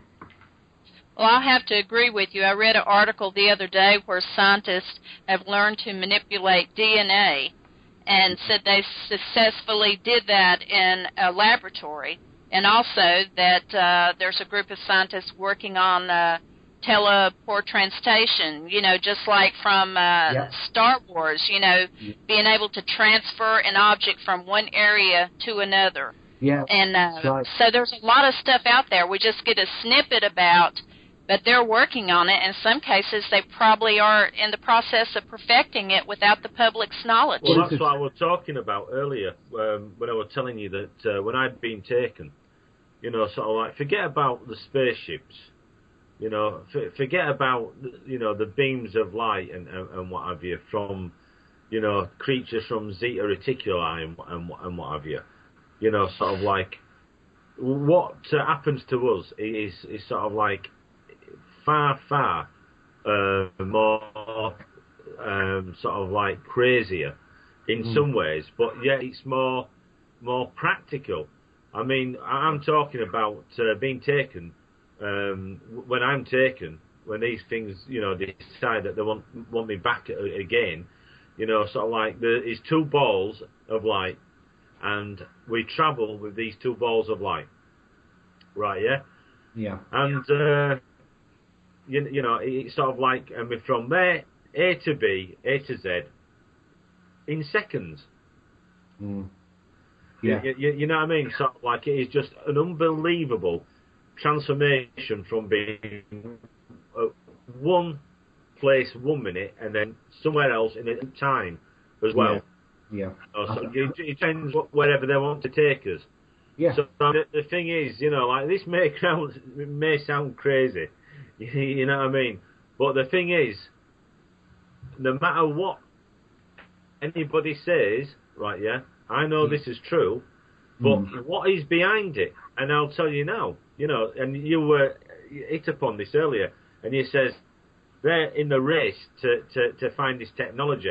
It's not the technology. What it is, who has that power. Yeah, that's it. And that's what you've got to remember. The ones that have this technology and super technology are better power. Yeah, that's exactly it. Unfortunately, we live in a very corrupt and greedy world. And I don't really know what we can do about it. I mean, one of the methods that the military... Are you still there? I am, Debra, yeah. Oh, okay, I think we lost Russ, but I know we're still recording. But what I was saying is I think that, the military, one tactic they use is they compartmentalize information and just let small groups of people know about it, but just the task at hand. And so I think maybe aliens might be using the same thing. They are compartmentalizing, just using small groups of people for, their testing, or you hear about, they did tests and different things like that. So, I'm afraid it might be some of the same thing. Yeah, I mean, that compartmentalization that they have is through every single military establishment, not just the US, also in the UK. Because I even noticed when I was working back at NATO that I wasn't to talk about the work that I did. But the guy who I did work with, who was on separate projects, he wouldn't talk to me about these things. And it was just profound. Why can't we talk about it? He's working the same facility I'm working at, maybe in a different part, but, and we're all working for the same team. But even to that level, just on telecommunications, there was compartmentalization where you just wouldn't talk to each other about the specifics of what job you're actually doing. So you get a very vague idea. It's a piece of the puzzle. You don't get to see the full image. Exactly right, because they're afraid that you'll put it all together. And if you know exactly, what's going on, maybe you wouldn't like it, or you wouldn't want to be a part of it. I certainly think that could be one reason why. It certainly could. I think that's definitely the picture. I think people can't put it all together. I mean, occasionally something happens where people get to find out something they shouldn't do, and usually that ends up coming out to the public on some occasions, which we're lucky about. But there must be a lot of information out there. And you've got to consider, if we are having these world events, and it's not, it is throughout the whole world, then how many people are involved and know about certain things? There must be an absolutely incredible amount of people on this planet that are aware of things that we can't, which is just so profound, because they're working in certain establishments, or they're working for the military, or they're working in some parts of covert governments that are aware of that information. But, very, very slowly you get these little drip feeds coming out, but not enough tangible, sudden impact. Because I think some people will suffer from that impact, especially religion and economy. I mean, obviously those are the two major roles that come to play regarding such issues. But even in religious context, it wasn't that long ago when the last Pope, visited the UK, and his spokesman from the Vatican announced the fact that ETs might be very much real, and their way of dealing with that was to consider the fact that God made them as well, and they're our space brothers. So, even they are getting in on the act. Yeah, it looks like it. But, you know, talking about all the people who know this information, and, you know, they used to sign a 10-10-10, which was 10 years imprisonment, $10,000 fine, and I forget what the last one was, but these people were afraid unto death. And when I watched a documentary about Area 51, it said that a lot of the people that go in, or they used to, I don't know if they do now, but they would weigh them when they went in and weigh them when they went out to be sure they didn't confiscate material or take pictures or, you know, take their cameras in. So I'm thinking, just why in the world would you do that unless there is incredible, amazing technology going on in there? Well, I mean, there has to be. Yeah. Some people have reported over the years that they do or have been back engineering ET technology for quite some time and introducing it into secret aircraft. I mean, there's even word that the B-2 stealth bomber, which when it was first manufactured, they messed up the paint on it and they ended up spending another $2.5 billion because it didn't radar reflect enough. But they managed to sort that out. But people have questioned, you know, the way it takes off and how it lifts so sufficiently off the ground. Some people have suggested, you know, and found evidence to point the fact that some of this ET technology is introduced into the stealth program, and in fact that the B-2 bomber itself generates an electric field around its wings. And anybody who's done sort of electrical engineering will realise that if you generate an electrical field around something and you have movement, it creates lift, it makes it lighter. So therefore the B-2, by generating an electrical field around its wings on takeoff, makes it capable of being able to take off a lot quicker than what it should normally do for its size and shape. Well, it's definitely something that they must worry about constantly, you know, because whenever people, for instance, leave Area 51, you know, they follow them, they know what they're doing, they're friends, and I'm sure a lot of people in the military, you know, are watched as well. I mean, we recently had a guy on our show. We had to give him an anonymous name because he had received a threat from the military years ago. Yeah. And it looks like that recently, just from being on our shows, that, you know, something happened again with them. So, that's right. You know, this is going on right now. Yeah, it does happen, and people do get frightened. What was interesting, what you mentioned earlier about Bob Lazar, when Bob Lazar first came out, it was, you know, people didn't believe him so much because it was just too fantastic to believe. You know, he really did sort of corner that market, in a sense of speaking, when he came out and talked about this back engineering program at the S-Force facility not too far from Area 51 on Papoose Lake.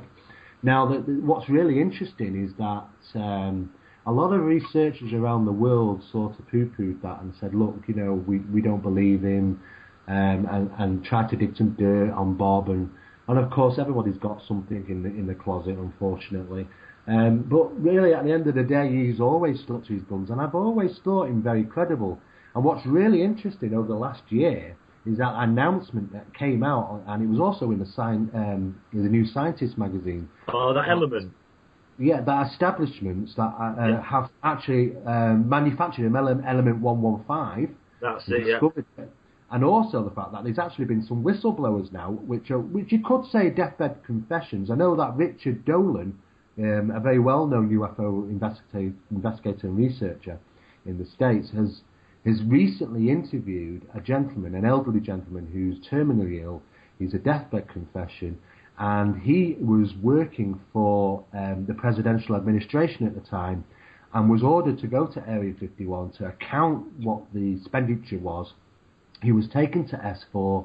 He saw these things exactly as Bob mentioned.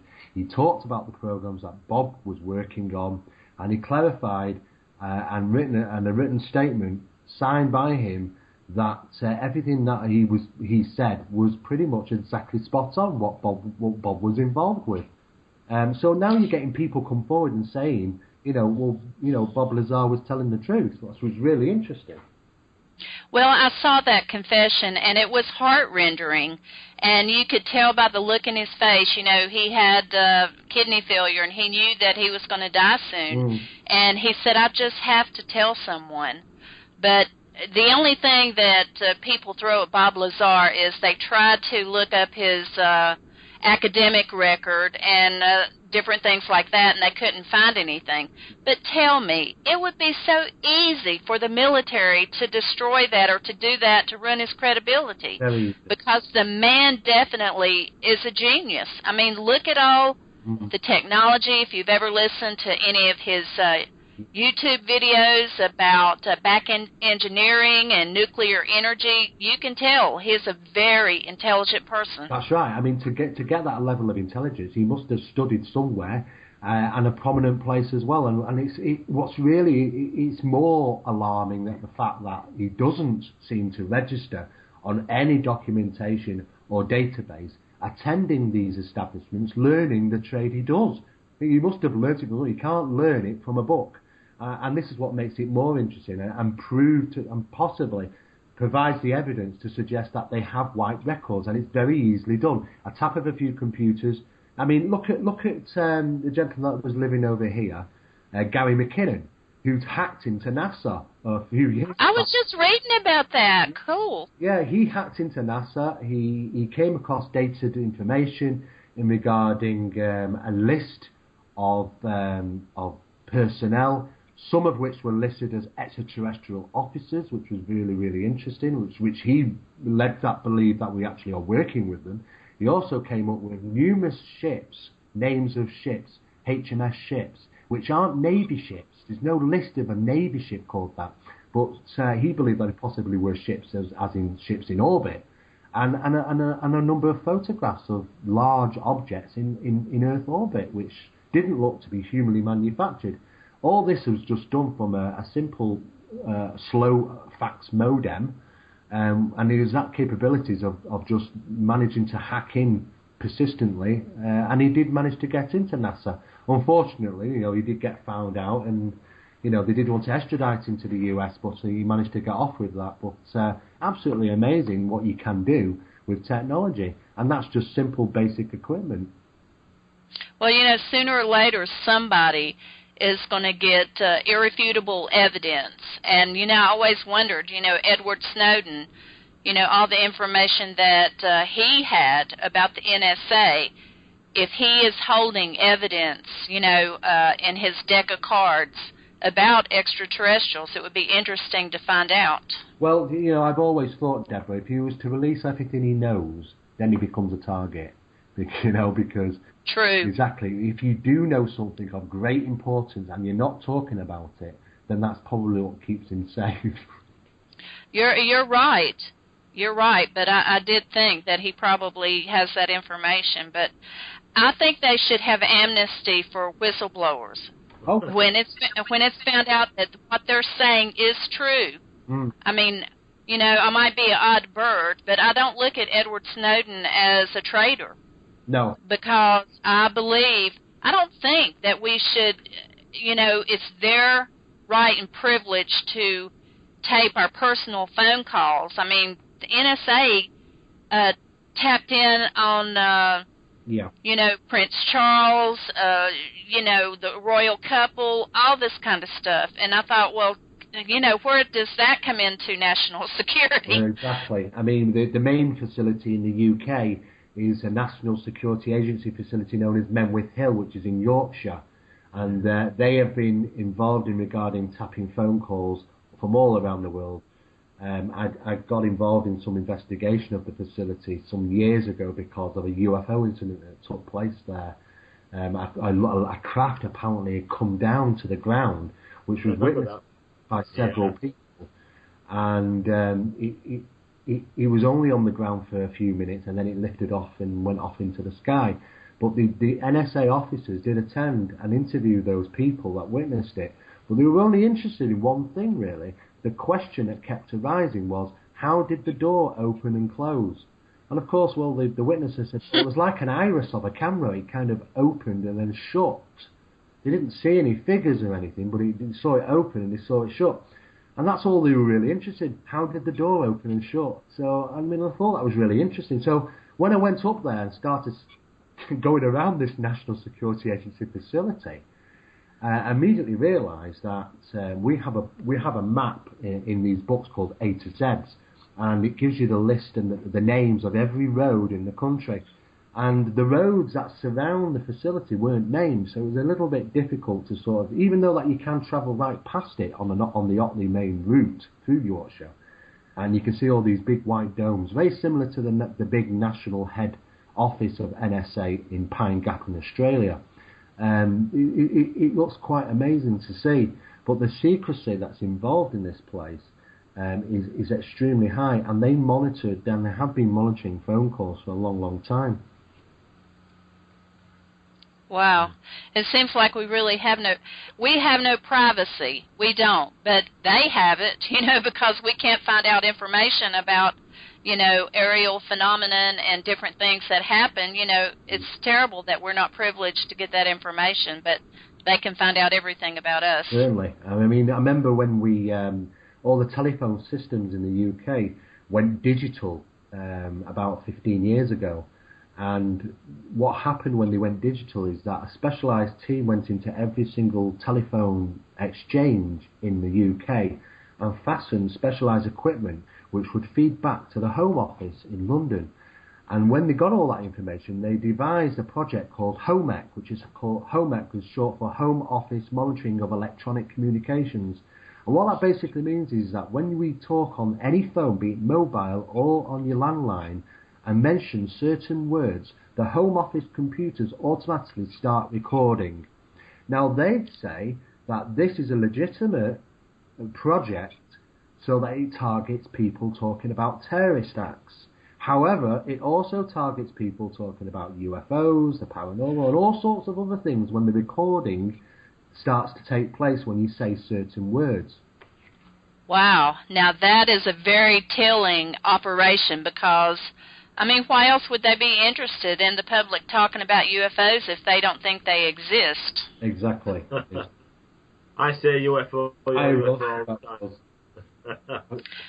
They probably have lots of files on you, Russ. I just say it every day when I'm talking and what have you, sort of like UFO. Well, don't be surprised if the Men in Black come paying you a visit. Listen, I've had shadow warriors come after me, so they don't bother me, honestly. Yeah. Have you ever had the Men in Black or anybody come and speak to you, Steve, about your work? It's interesting that you asked me about that. I haven't personally, because I probably know how to deal with them. But my father, he worked for a big telecommunications company over here. He was a company director for British Telecom. And when he was working there, they were doing some work one day on a telephone exchange where they were swapping lines over onto new lines. And they usually had to wait for people that those lines couldn't be in use when they did the changeover, because they had to take wires out and plug them back in again to connect them. And one particular day when he went in to do this work, everything seemed fine, not a problem. He did his job and then went home, and the following day he got called into the office. And when he got into the office, there was 4 gentlemen in dark suits claiming to be government officials, which had commandeered the head manager's, the head CEO's office to talk to my father. They sat him in a chair. They did a stereotypical interview technique, military style. 1 guy in front of him, 2 guys behind him, and 1 at the door. And questioned him about, were you working yesterday? Did you hear any conversations taking place at the time of these wires being changed over? And he said no, he hadn't heard anything. He said, well, you need to come clean, Mr. Mera. He said, you need to tell us exactly what you heard. And he had no idea what they were talking about. So he said, right, okay, do you mind us if we visit your home? And he said, well, yeah, fine, go. You can visit my home. When do you want to do it? We'll go now, he said to him. And he wasn't allowed to ring my mother and warn her that they were on the way. They put him inside a large vehicle. I think it was a dark-coloured Mercedes. 2 sat in the front. My father sat in the back in the middle, and 1 either side of him. And on the trip to his house, he noticed that there were little wires around the car on the inside, and yet they persisted to question him whilst travelling to his house, saying, "Is there anything you want to tell us? Do you want to come clean? Did you hear any conversations?" And of course he hadn't done, so he clearly said, "No, I don't know what you're talking about." When he reached the house, which was also funny because he also knew exactly where he lived, they entered the house, they went through everything, they went through every drawer, they even took his telephone apart, unscrewed it, looking for books and things. What was really interesting is that they found his UFO book collection, and that was the Oh, no. that was the only things they took away with them. 14 books that he had, small softback books, some of them Eric von Däniken, some Brad Steiger, some old books from the 70s and 80s on UFOs, they took along with him. And they took them away.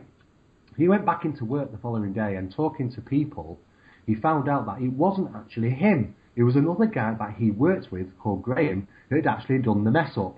What had happened was Graham had gone in that day and accidentally had crossed lines between conversations. Now, what had happened was a woman was talking to her daughter, suddenly found herself online talking to a military officer. He was actually talking to another military officer at the time about a certain type of aircraft known as Black Manta. And this officer was talking from RAF Sealand, which was a very, not a very special place. It's a very low-key military establishment on the border of Wales. But however, yeah, RAF Sealand. No, yeah. I've passed it loads of times. It looks nothing. But at the end of the day, what basically happened was that gentleman wasn't seen again. He was either taken away to and working at a different facility, or he lost his job. One of the two. The end of the day, about 3 months later, my father had his books returned to him with a note saying thank you for your cooperation, and that was all. So are those the Men in Black? Certainly if he descended upon my house, he'd have a field day here. Blimey, I've got about 3,000 books upstairs, let alone all the other stuff. Oh gosh, they would have to bring a big van to get all your stuff. Well, but the thing is that I'm equipped with knowing how my rights. I'm equipped with knowing what to say, how to deal with certain issues now, simply because I've studied in the field. However, my father was absolutely stunned. He didn't really know how to deal with it. He just cooperated with absolutely everything that they said. But what were they looking for? What was Black Manta? Anyway, I did a little bit of research over the years, and it was suggested that Black Manta was a secret aircraft. Now, if that is the case, you've got two military officers. One of them situated at RAF Sealand in the UK on the border of Wales, talking to another military officer by not a secure line at all. He was actually just using the normal landline, talking about something which is probably quite sensitive, which got cross-lined with this other woman who put a complaint in, and she overheard the conversation, and so did the telephone engineer at the time. And they thought that telephone engineer was my father. So can we say those are Men in Black? Certainly, there's certainly a divide between the strange accounts in the 1970s and 80s of Men in Black phenomena, especially throughout the United States, because people refer to them as very strange looking, very acting unusual, certainly robotic in some cases. But these were government officials. So there are Men in Black, and there were certainly Men in Black. There were certainly two different types of the phenomena. That's incredible. Going back, Steve, to RAF Sealand, yeah. It's strange because with the Berwyn Mountains case that I was working on, that does actually come into. It does play a major part. There's RAF Sealand. Well, that's really surprising because it doesn't look, and it's not notable to be one, isn't it? But even when that happened with my father, I thought something's got to be more involved with RAF Sealand than what meets the eye. Believe me, there's things I know about RAF Sealand, believe me, and you would be very surprised. So when you mentioned that, my ears are pricking up. I'm thinking, whoa, Black. What did you say they call it? Black Manta. Black Manta, yeah. Yeah.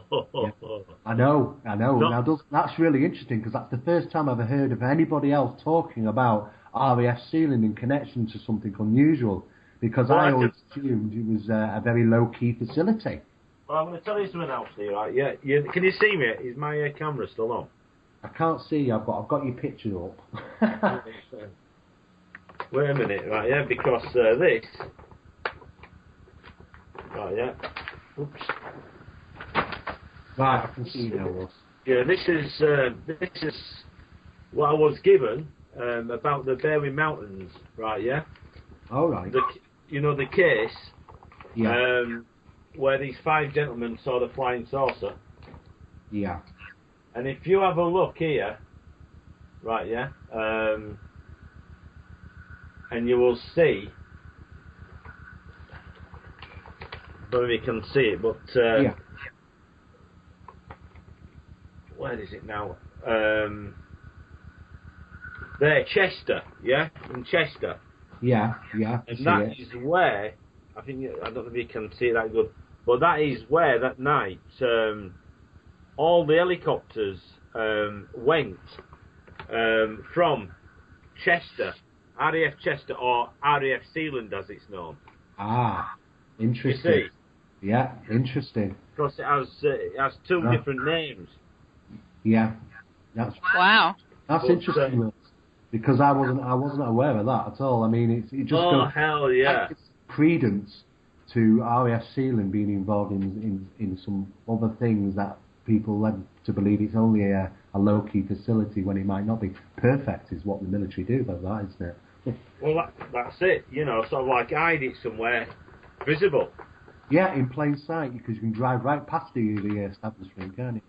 Of course you can, yeah. But I mean, yeah. Now the thing is that I've heard of Black Manta before. Yeah. If you do some research around the internet, you'll find that there are references to a secret aircraft. Now we are talking back in 1985 or 86 when this event happened with my father. So we were talking about Black Manta then. Being a secret, obviously some type of secret aircraft. Was it an aircraft? Well, I don't know. When you type the references into the internet, you tend to find Black Manta listed as some type of secret program in regards a military type aircraft, which was allegedly a black program at the time.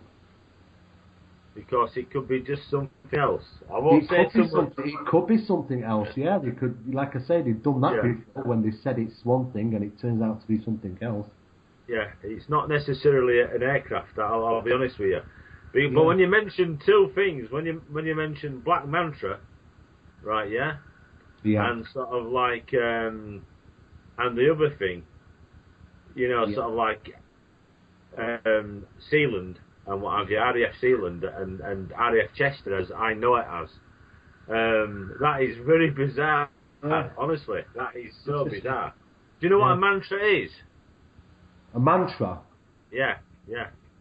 What the reference means, or? No, well, what is mantra? What does the actual word mean? Go on, you'll have to enlighten me, mate. I don't know. Is a mantra something that you say to bring? Is it like a power, a power word? I've heard of it in association to meditation techniques and things like that. Yeah, exactly. Entering into a mantra. Yeah. Which is a state of mind, I think, isn't it? Something. Yes. It certainly is. Yeah. And the thing is, it is. That's what threw me at first. But when you said Black Manta and then you mentioned RAF Sealand, I'm thinking flipping heck. Yeah, it is interesting. I can see a new research program coming together here.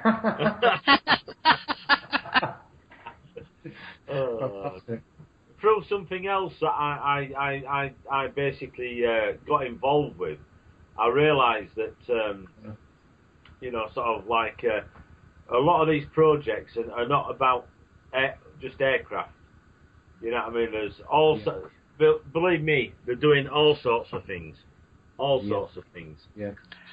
Well, some scientists here in the United States just invented a new kind of paint, and it's they said it's the blackest black that you could imagine, and they can paint aircraft this, and then when they fly in the night sky, that you absolutely cannot see anything about them.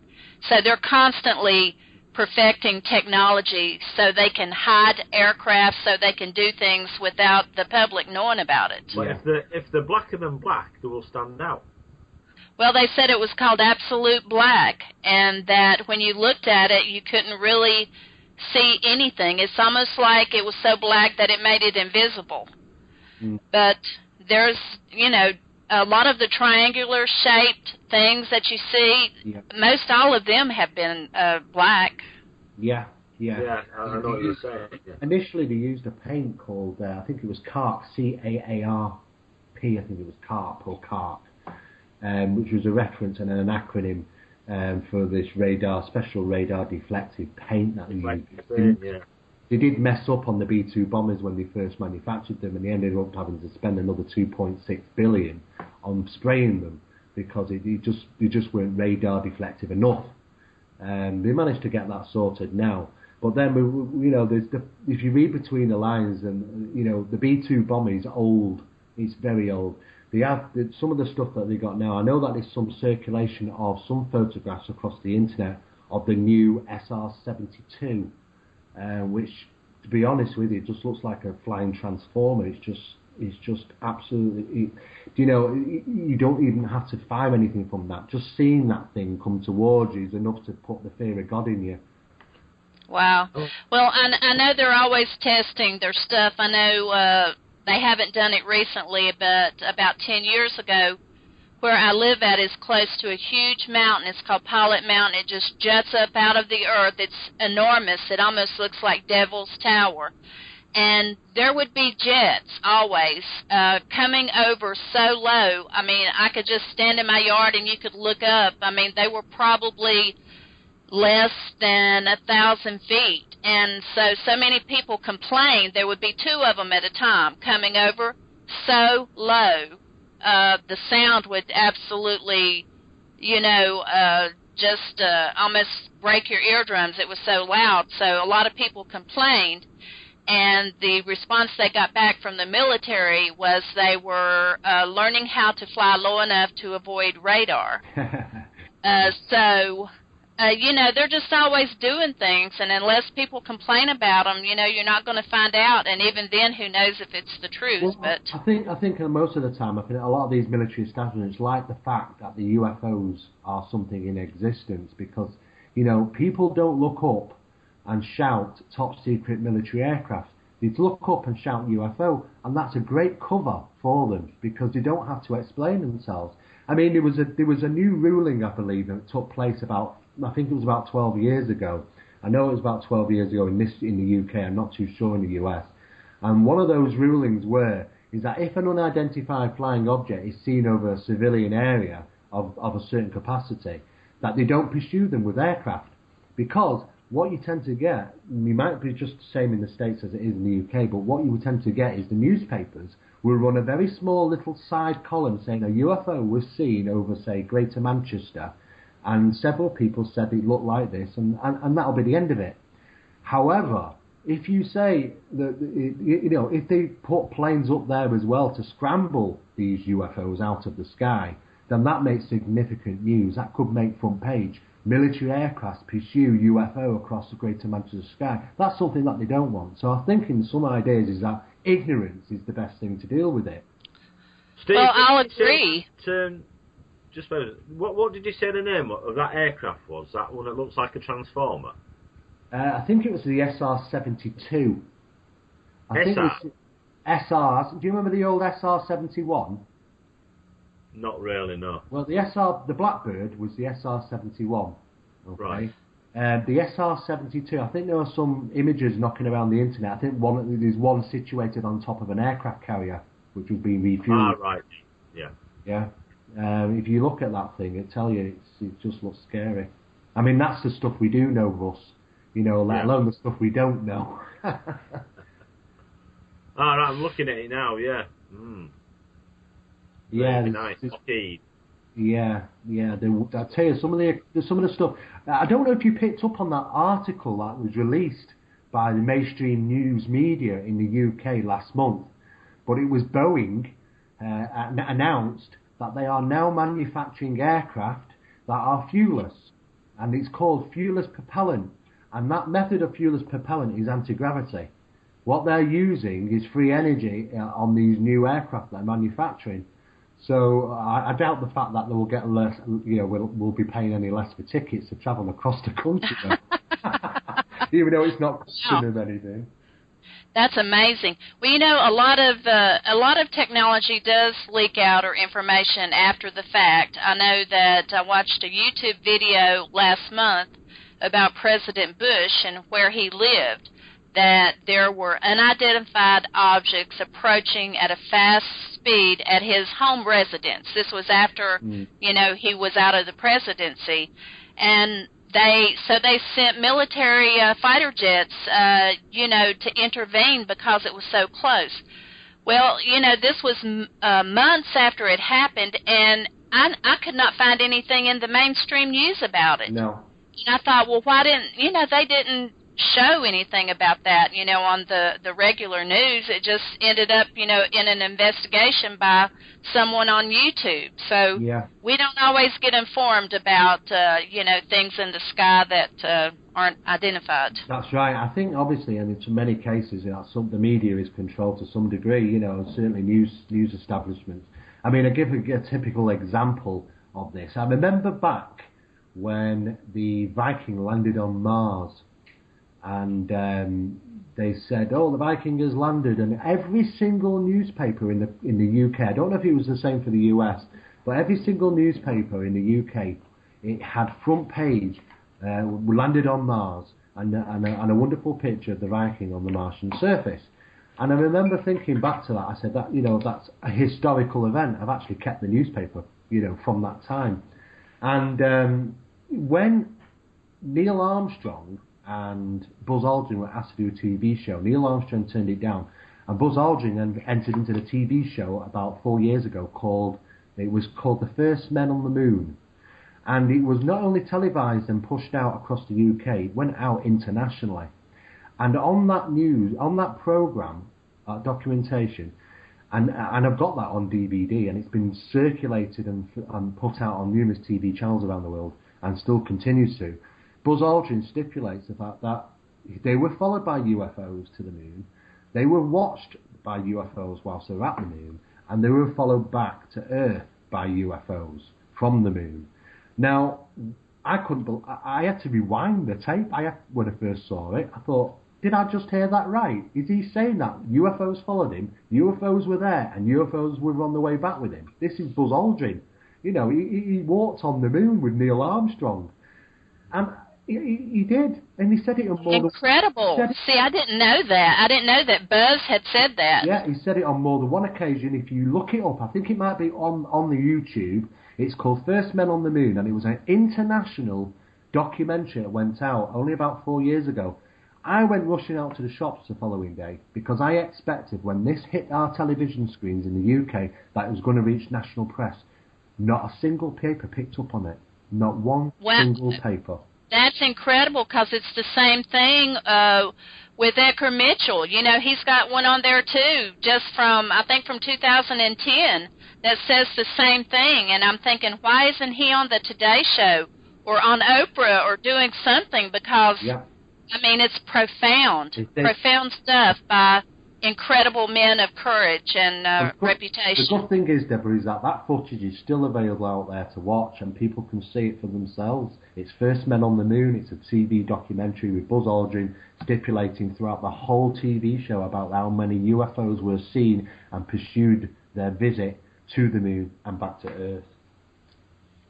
Well, Steve, I'm gonna look that link up, and I'm gonna post it on my Skywatcher radio page. I'm glad that you brought it up. That's really incredible. It is. It just goes to show that there must be some definite media control on what they want to be put in the news and what they don't want to be put in the news. Well, Steve, can I ask you? We talked a little bit about paranormal stuff. Is there any place that you would love to go and be able to investigate? If you could go anywhere in the world, where would it be? Oh, well, that's a question I've never been asked in 31 years. That's interesting. Where would I go if I could go to any place in the world? You see, most people around the world believe the UK is the most, the haunted place on the planet. Being the UK and with its history and old buildings and castles and so on. For me, it doesn't really do that any much for me. I mean, I've come, honestly, I've become a bit numb to it all over the last 31 years. The times I've been told that there's some demonic entity in the cellar. And I go down there, I'm sat in some damp, dark cellar alone, for about 2 hours and absolutely nothing happens. The times I've done that, are so many, is that I've become kind of numb to it, Debra. It doesn't bother me going to places like that anymore. I'm quite comfortable in the dark, and I don't really fear the paranormal, even though I did get a punch in the back in 1996, but I've never had an incident like that yet again, though. But for me, one place strikes a chord, and that's in the UK. And I've only visited it once, and I'd love to go back there again. And that's a place called Newstead Abbey. Now, Newstead Abbey is in Nottingham Forest, where the legendary Robin Hood and his merry men lived. And it's a very large building, which was. At one time had an attachment onto it, which was like a very large church, and that was shut down by Henry VIII, getting rid of all the Catholic faith in the country at the time. But the actual building, which was housed monks and is very large.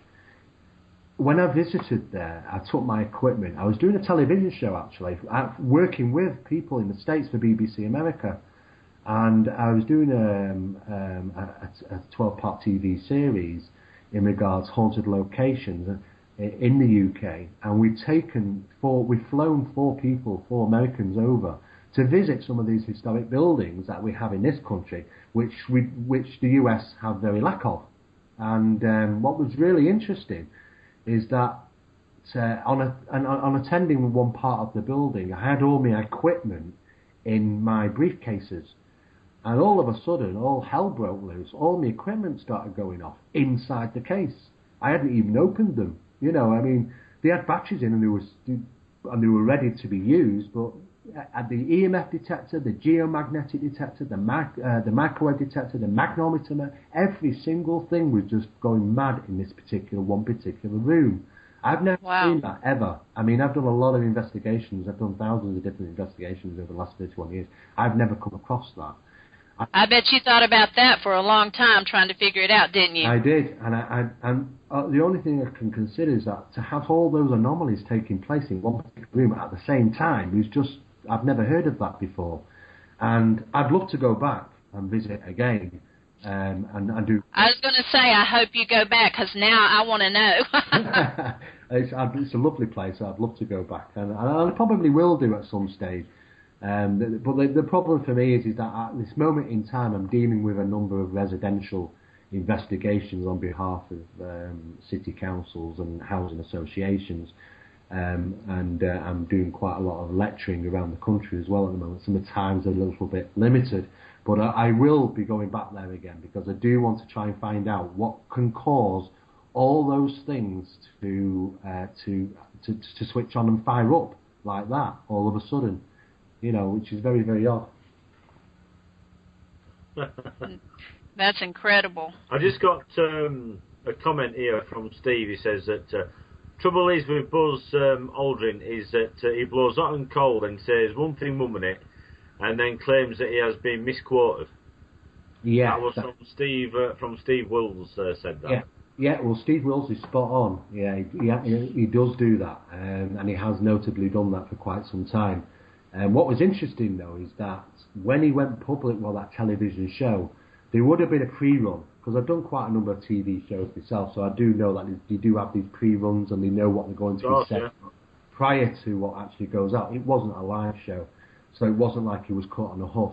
This was all done prior to the pre-show. A lot of work's done in regarding script writing as to what is going to be said in that show, what angle are we going to promote. The show was designed initially to actually simply talk about how they managed to get to the moon and how they almost didn't get home. the only reason why they got home was because of a ballpoint pen, believe it or not. A ballpoint pen saved the guys because they had a fault in the lander, and what happened was there was some short, and they needed a piece, something to sort this problem out, and a ballpoint pen was seen to be the ideal thing, and it did, and it worked. And it got him back.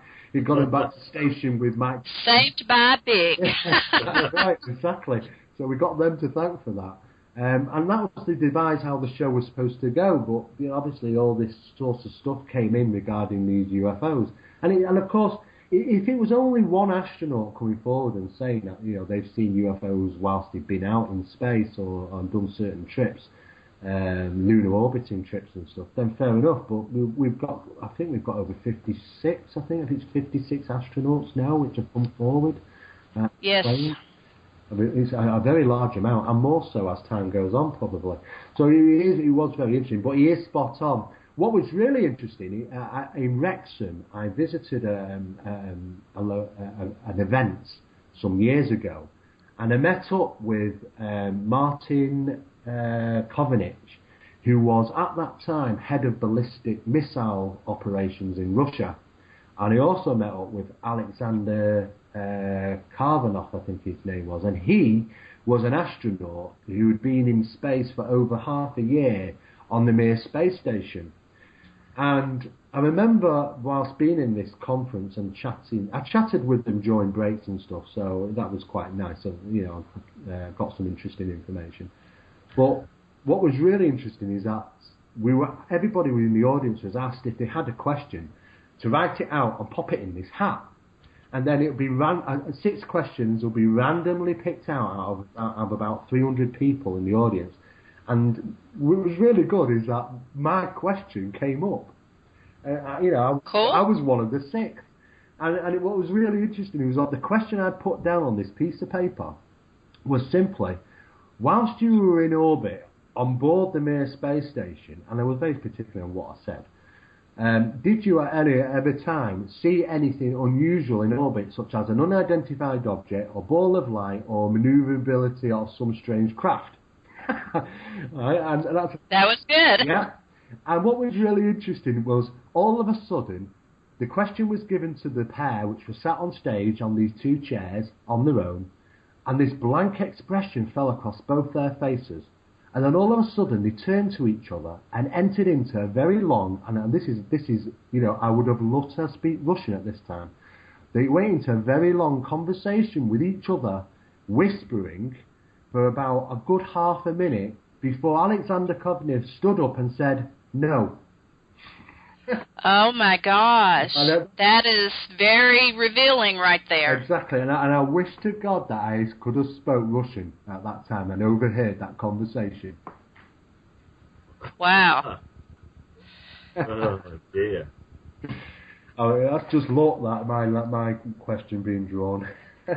Well, I bet afterwards you knew what they did spoke louder than words, actually, their physical actions. So that was really cool. Oh, yeah, definitely. I mean, I know these things obviously are being sighted, you know, in near orbit. You know, as to what they are, I don't know. I mean, are these some type of aircraft or military satellites that have the capability of manoeuvring around that other countries have? I just really don't know. They remain unidentified objects, of course, you know, but in space, I think NASA once referred to them as unidentified space vehicles, USVs, and other references. But there's a number of NASA communications floating around the internet. Some people have listened to them and claim that, you know, that they've actually said such things like alien spacecraft, or I'm observing the unusual object, and just things like that, which lead to more speculation as to the fact that maybe they are hiding something, or they actually are filming something that they simply don't know what it is. We can't assume that they have all the answers. You know, I mean, at the end of the day, you know, humanity's still on the learning curve, and we are finding new wonderful things on planet Earth, even now. I mean, even at the bottom of the oceans, we know less about than they do the surface of the moon. So, you know, we're completely finding new things out all the time with the technology that we've got. And people often think that we might have all the answers, and I don't think that's always the case. Well, all I can say is they can't hide everything forever. Sooner or later, it's going to come out because there's people watching like you, myself, Russ, all the other investigators and, the UFO radio shows. People are watching, trying to find out information. And sometimes I think we're the only ones who are, but, I'm not going to stop because I want to know the answer. Yeah, but what's really interesting is, like, with this, like a radio show like this tonight, is that something significant, as just me mentioning about RAF Sealand earlier and about the matter, and what Russ has told me and what I told Russ, is that it just goes to show how important communication is, and that that people out there should be working with each other, trying to find answers. And that's what it's all about. I came into the subject many years ago. I was trained through the British UFO Research Association. I became the regional investigative coordinator for them, and they gave me the principles of ufology, and that was simply to share that information, distribute that information, and work together to find an answer as best we possibly can. Unfortunately, ufology nowadays in the UK has become a little bit sort of self-centered, really, and a lot of people don't communicate, and that's a real shame, because that just goes to show, just with me mentioning that tonight and what Russ has been worked on previously, that connections are built this way and can lead into certain directions of interesting research. Well, that's the only way that this kind of stuff can get out, because, the media outlet doesn't readily, release a lot of information. I mean, other than the normal. I mean, I've read so many articles about Area 51, I practically know them by heart. But it's the people that investigate on their own and do work that know their stuff, that you can make a connection and you can find out something new about the Berwyn Mountain incident. So it's really great. Yeah, it's fascinating. Well, that came out. I did 20 years of investigative work, and I met somebody who was a freelance journalist about 7 years ago, and I showed him my box files, and my videos and everything. And one of the box files was just on the Berwyn Mountains itself. And I showed him the letters that I'd got back.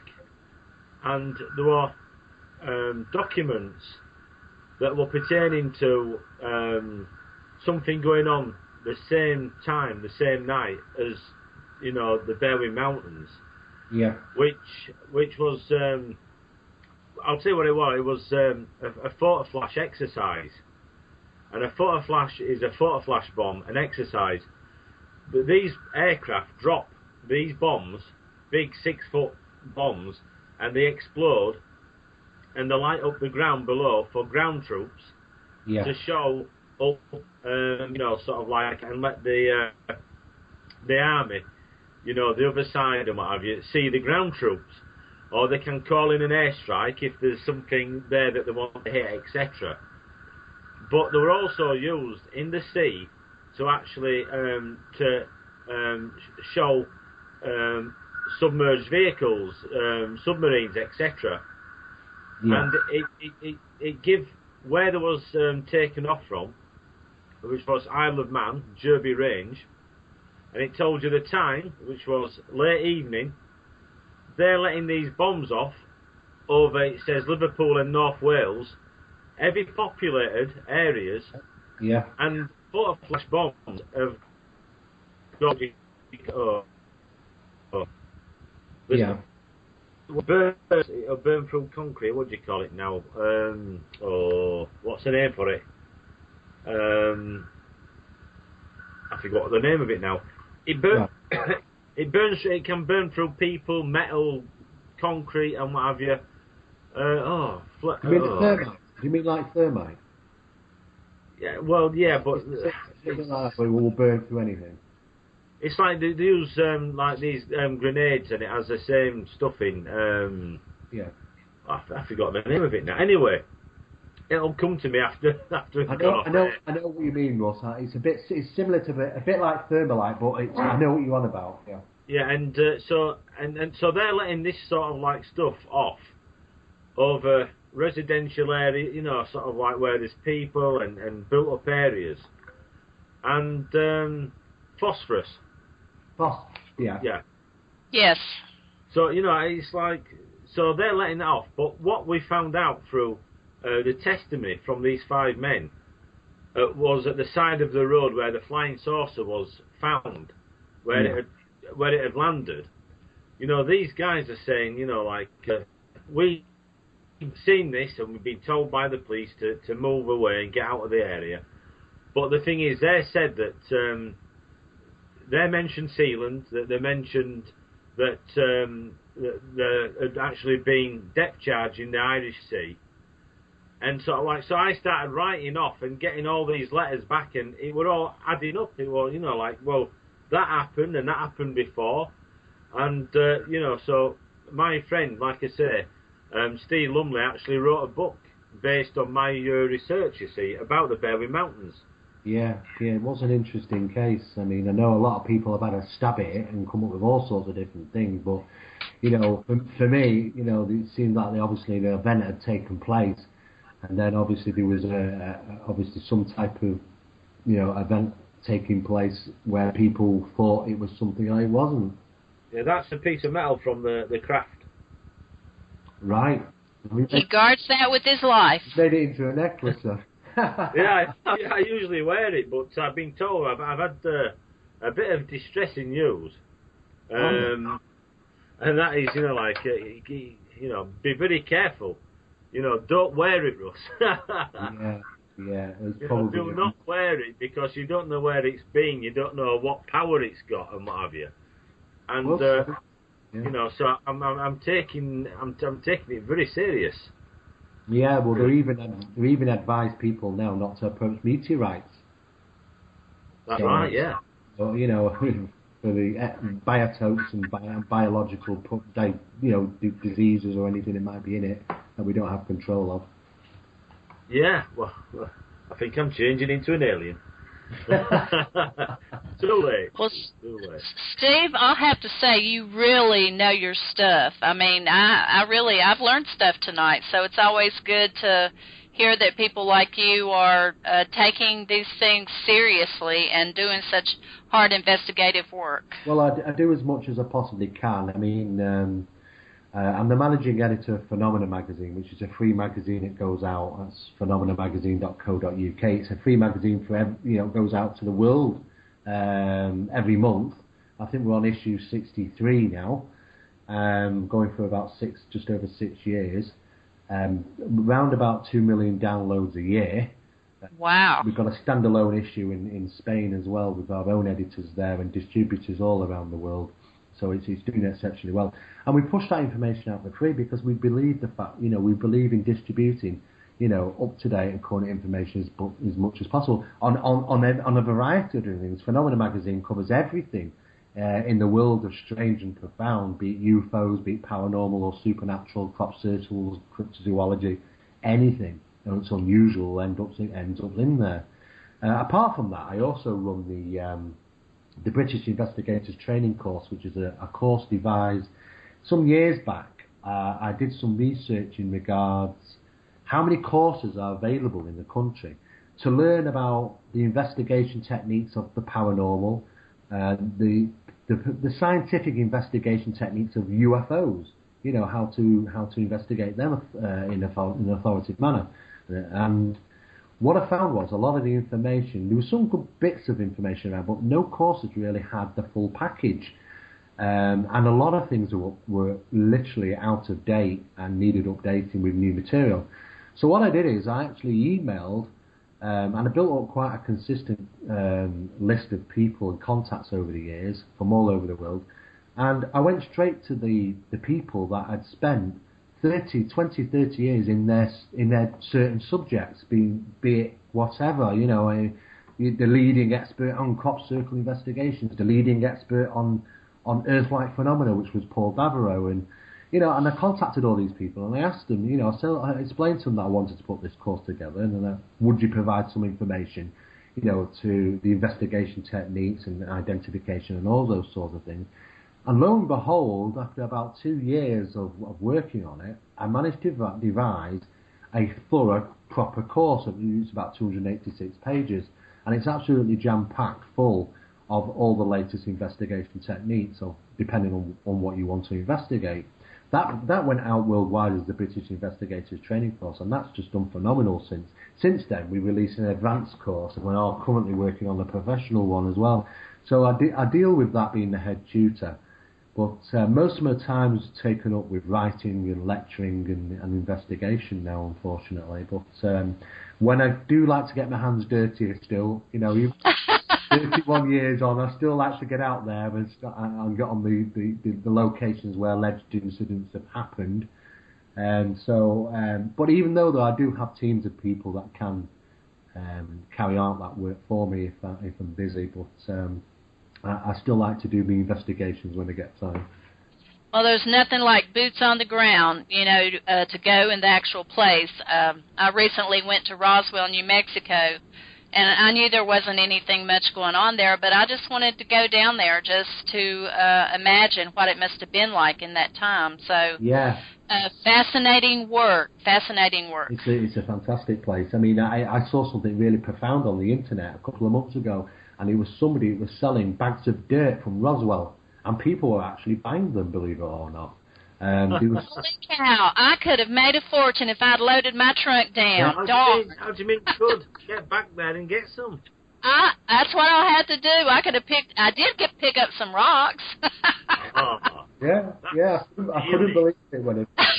You can't do stuff. They can't take rocks. Oh well, I actually paid for them. It was a place that sold the rocks and everything. I got some fascinating rocks from down there. Yeah. I mean, it is a fascinating location, and of course they celebrate, the with all the UFO stuff that they've got there, and of course the town has become sort of how to make money. Hey, there's a green Martian on the corner of KFC. Who would have ever thought? Do you know how many people it has every year pass through its door? Oh, it must be the festival. It's millions. It's millions and you know something? I'm not being funny, right? Yeah, but we've got cases in this country with just as much evidence and more, right? Yeah, and sort of like nobody does anything. No, that's right. You know what I mean? It's like with like the Berwyn Mountains, right? Yeah, it's like wow. There should be people going there and sort of like selling tickets to just the same as Roswell. Yeah, you know what I mean? Yeah. I agree. Even I've got things here. I filmed 2 flying triangles come out of the bay here in Filey, right? Yeah. I've filmed flying dolphins, you name all sorts. But this one thing I filmed. I remember the flying dolphin, Russ, because I was actually on an investigation that night with my team up at near Cannock Chase, and I remember you phoning me that night. Right, yeah. I was on the investigation, telling me he was heading my direction. Yeah. You see, we used to do stuff like that. One time we had mobile phones. And the thing is, by the way, right, this is, I know it's not only UFO related, but we're having Skype like now, right, and we're having Skywatchers, live Skywatchers, and sort of like, if anybody's doing, what do you call it, ghost walks and onto and so they can actually Skype in, right, and sort of like show what and talk about what's going on. Yeah. So this is what UFO people do on Saturday night, Steve. we look at the sky. I hope I'm not being rude. No. I've got a funny fear. Clarice. He says I sound like Clarice from Silence of the Lambs. He's making fun of my Mayberry accent. Because you're being so cheeky now. Well, actually, it's a good idea on my part to do a Skywatch because the last UFO that I saw was only 1.5 miles from my home. So it's really a good idea, to do that. It keeps me out of trouble, I've been told anyway, so. Well, that would be true, I'm sure. I know that Russ was just mentioning about ghost walks and stuff, and I just wanted to mention it. The most amusing ghost walk I actually went on was back in 1994, and I visited the alleged haunted town of York. in the UK, and it is notably supposed to be very haunted. And they do this town walk where you've got a couple of guides that take you around the town, the cobble streets and so on, and pointing out where strange apparitions and ghostly encounters have taken place. Now, what was really amusing was that one of the guides was dressed up like Count Dracula, and he was leading the pack of about 26 people along the cobble streets of York, and all of a sudden this woman came at him from out of the blue, from round the corner, with this great big stick in her hand, and she attacked him with this stick, and he was on the floor. Oh, wow. Everybody was laughing, thinking it was part of an act, and that this woman was trying to stake this vampire. Oh, Lord. It turned out that it was a woman, a woman who lived there, who was so fed up of the walks going past her house that she came out and attacked the tour guide. But wow. Nobody would help him because we all thought it was part of the act. That is hilarious. They all got a free show, didn't they? that was a ghost walk not to forget. I thought you were gonna say was an angry wife and she caught her husband cheating and she was gonna beat him up or something. Well, dressed up as Dracula. Where do you come from? Well, hey, he could have still cheated. Yeah, but dressed up as Dracula. Well, there's been odder things than that have happened in the United States, so... Oh, my, that must be really odd then, because personally, myself, I can't think of anything more stranger. Oh, I could tell you, if you get some time, I can tell you a few things. Oh, don't. No, keep it clean. Hey, I live in Mayberry. And? It's always clean in Mayberry. Oh. Safest town in the United States. Thank goodness for that. I'm getting really worried then. Me. Oh, flipping it. Steve, I just want to say it has really, really been a pleasure speaking with you, and I hope you'll continue your work, and I look forward to reading your magazine. I'm going to put the link on my Skywatcher Facebook page. Oh, wonderful. Yeah, I mean, I'll be doing it. I can't see me doing anything else in the near future. I think I'll be carrying on. Yeah, put it up on our site as well. Our sites. We've got now. It's unbelievable. Yeah, brilliant, great. Yeah, I mean, and equally we can put something in the magazine about the radio show and that. So I'll try and get some more of our listeners out there to tune in and get into the into blogging some questions and so on and so forth. Well, that would be great. If anybody wants to come on the show, I mean, sort of like in your group, anybody has had a, sort of like a UFO experience, sighting or abduction, etc. Yeah. You don't have to have wrote a book. You don't have to have been on television or anything. You know what I mean? It's a case of we're like anybody. A guest is a guest. Sort of like, and believe it or not, we're getting quite a lot now that are coming on to talk all sorts of strange things. Yeah, well, I'll certainly put the word around, Russ, and we'll put it in the magazine, and we'll see what happens. I'm sure people out there will be interested once they start circulating the information. But if we all work together, we can reach out to more people, and that's what it's all about, is getting the word out, getting the information out that you're not crazy if you see something like this. Report it, document it. That's how we find out stuff, just like you guys did tonight. Yeah, I say that to people all the time. He's so important. Only a handful. I mean, when people witness something in the sky which is unusual, or they have a paranormal experience which is unusual, rarely do they report them. Rarely does it ever reach our desk.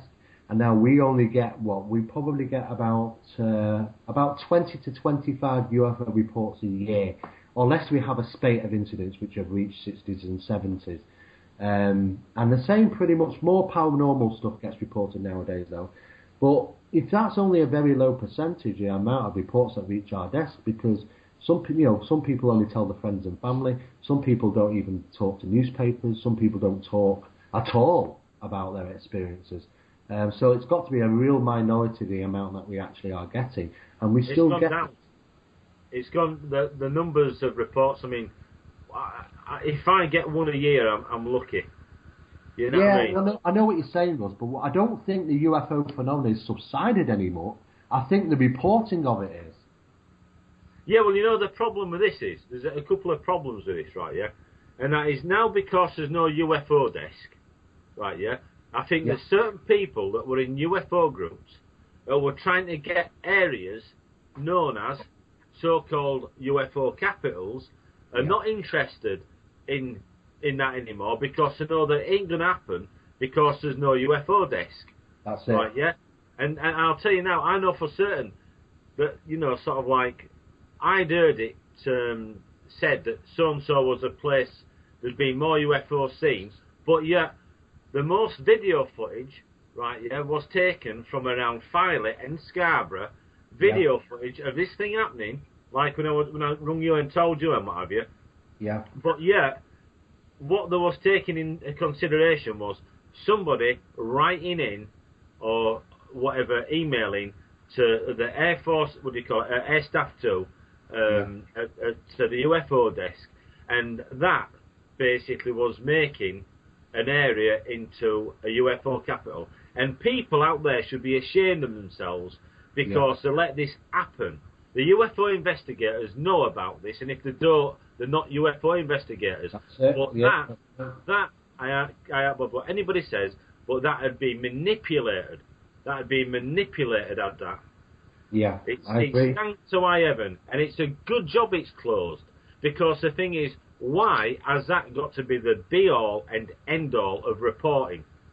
No, I mean, it's wrong. I mean, they obviously devised that as a funnel to try and get all the information, you know. And the other thing is, Air Staff 2 and what have you, how many of them actually, right, brilliant investigator, and I couldn't do one of your courses because, I'll be honest with you, I'm dyslexic, right, yeah? So, you know what I mean? Of like, I'll be honest with you. Yeah. So, it's a bit hard, you know what I mean, when you're dyslexic to do something like that. But I've got common sense and what have you. And one of the things what I found interesting is, you've got a reporting centre there, right, yeah? Or an office where people report UFOs. What do they do when they report the UFOs? Because, like I asked a certain person some time ago, how many of those UFO reports that came into your desk did you go out and investigate? Oh, probably not many, I tell you that. Well, exactly how many? How many did there? Probably zero. Yeah, well, you know something? Yeah, I've never got an answer, right, yeah? Because it's like, no, I've never had an answer. I've never had, you know, I've put on the internet, on Facebook, could you tell us how many, you know, you've actually been out and in a year, how many would you have actually, if you had 300 reports come in, how many out of those 300 reports did you actually go and investigate? And what was the substantial evidence that you had for those reports to go out? What made it a substantial piece of evidence or a report that you'd want to go out and investigate it? What was the things that stood out about that one sighting, that one report, that made you want to go out more than, say, like the other 299? No answers. Yeah, this is it. That's the problem. You don't get the answers. Because if you had the answer to that fact, what made that different? You'd have the answer to everything. Because they would say, well, we know for certain that wasn't an aeroplane. Exactly. Well, how would you know? How would we know, yeah. How would you know? Did you see? And then you start asking all the other questions, and so you must know that there's some... Opens up a big can of fish that they wouldn't say. You see? Exactly. I mean, like I say, I might be dyslexic and what have you, but I'm not stupid. No, I think the principal thing of ufology nowadays is that it is simple common sense. You know, I mean, he's been up to date with what he's seen in the sky. I mean, how many times have we seen fire lanterns and Chinese lanterns being misidentified? You know, those damn things, they've caused so much... you know, I wish I could put my bill in every time I have to go flying out because of those damn things seen in the sky. And I've got used to them, you know, and I devised a method. I had to change part of the course, actually, to devise a method for people who do the course and can see it on the internet and say, can you identify it properly? Is it travelling with the wind? Is it incandescent? Does it flicker slightly? Is it orange coloured? Are there more than one of them? All these things are quite easy questions, aren't they, Russ? But how many people misidentify things? Yeah, people really need to be educated about what they see in the sky, you know, from the satellites, the airplanes, and, yeah, the Chinese lanterns seem to be real popular these days for, you know, a lot of reports. Oh, yeah, I've seen some wonderful things from novelty balloons, from Chinese lanterns. I mean, people have believe it or not, people have even misidentified the moon. Oh my gosh! I never forget. Oh my gosh! I was out on an investigation and somebody misidentified the moon. I couldn't believe it. Well, you know, oh my goodness! You know something? When we've had video footage, I've taken it and I've actually got other video footage, and I was one of the first actually to start using a professional analyst in image enhancement through electric imaging and your standard imaging, you know, from videos and photography, right? Yeah, and you know, some of the stuff what I've got, and like I'm showing this image of this dolphin, and it's looking around, and someone said, "Oh well, it's a balloon." I said, "Well, yeah, still, you should be able to see a line going up from the floor to the object." Right, yeah? That line would be the tether or the thin rope or string, you know. You know, because if it's stuck in one, you know, position and moving around, it's got to be tethered, hasn't it? Yeah. And sort of like, and you know, all this sort of, you know, like, you know, I might not be the brains of Britain, but I do understand things and what to look for. Exactly. And then and we were in the paper and talking about, you know, anybody seen this? And we had 3 people ring my number, and all they said to us that, they'd let a dolphin helium balloon off. On the same day, right, yeah? And 3 different ones. And so when I said to this woman we're talking, oh yeah, it was us. And I said, oh, what colour was it? And she goes, and the bloke behind says, ask him what colour it was. Yeah, what as well? People bored on a Saturday night, Russ. And I think I said something like pink or something. And she, oh yes, it was pink. And that happened 3 times, and 3 different times when people rung up. I just, you know, I'm thinking to myself, and I just said, well, actually, it wasn't. I was lying. Gold. I know. You know what I mean? Getting me so annoyed, and then I think it was 3rd time. Oh yeah, okay, yeah. You know what I mean? Unbelievable. That's just how it is. You always have a few of those mixed in with the real stuff.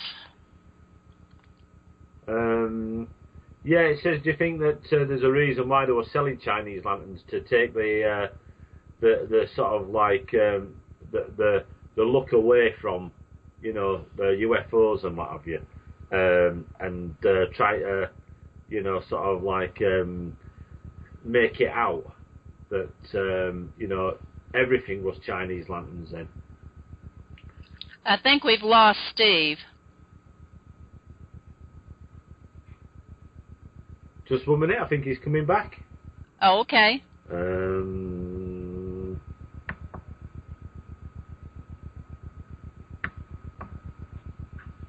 And he visited me, knocked on my front door, demanded UFO secrets. I said, I haven't got a clue what you're talking about, pal.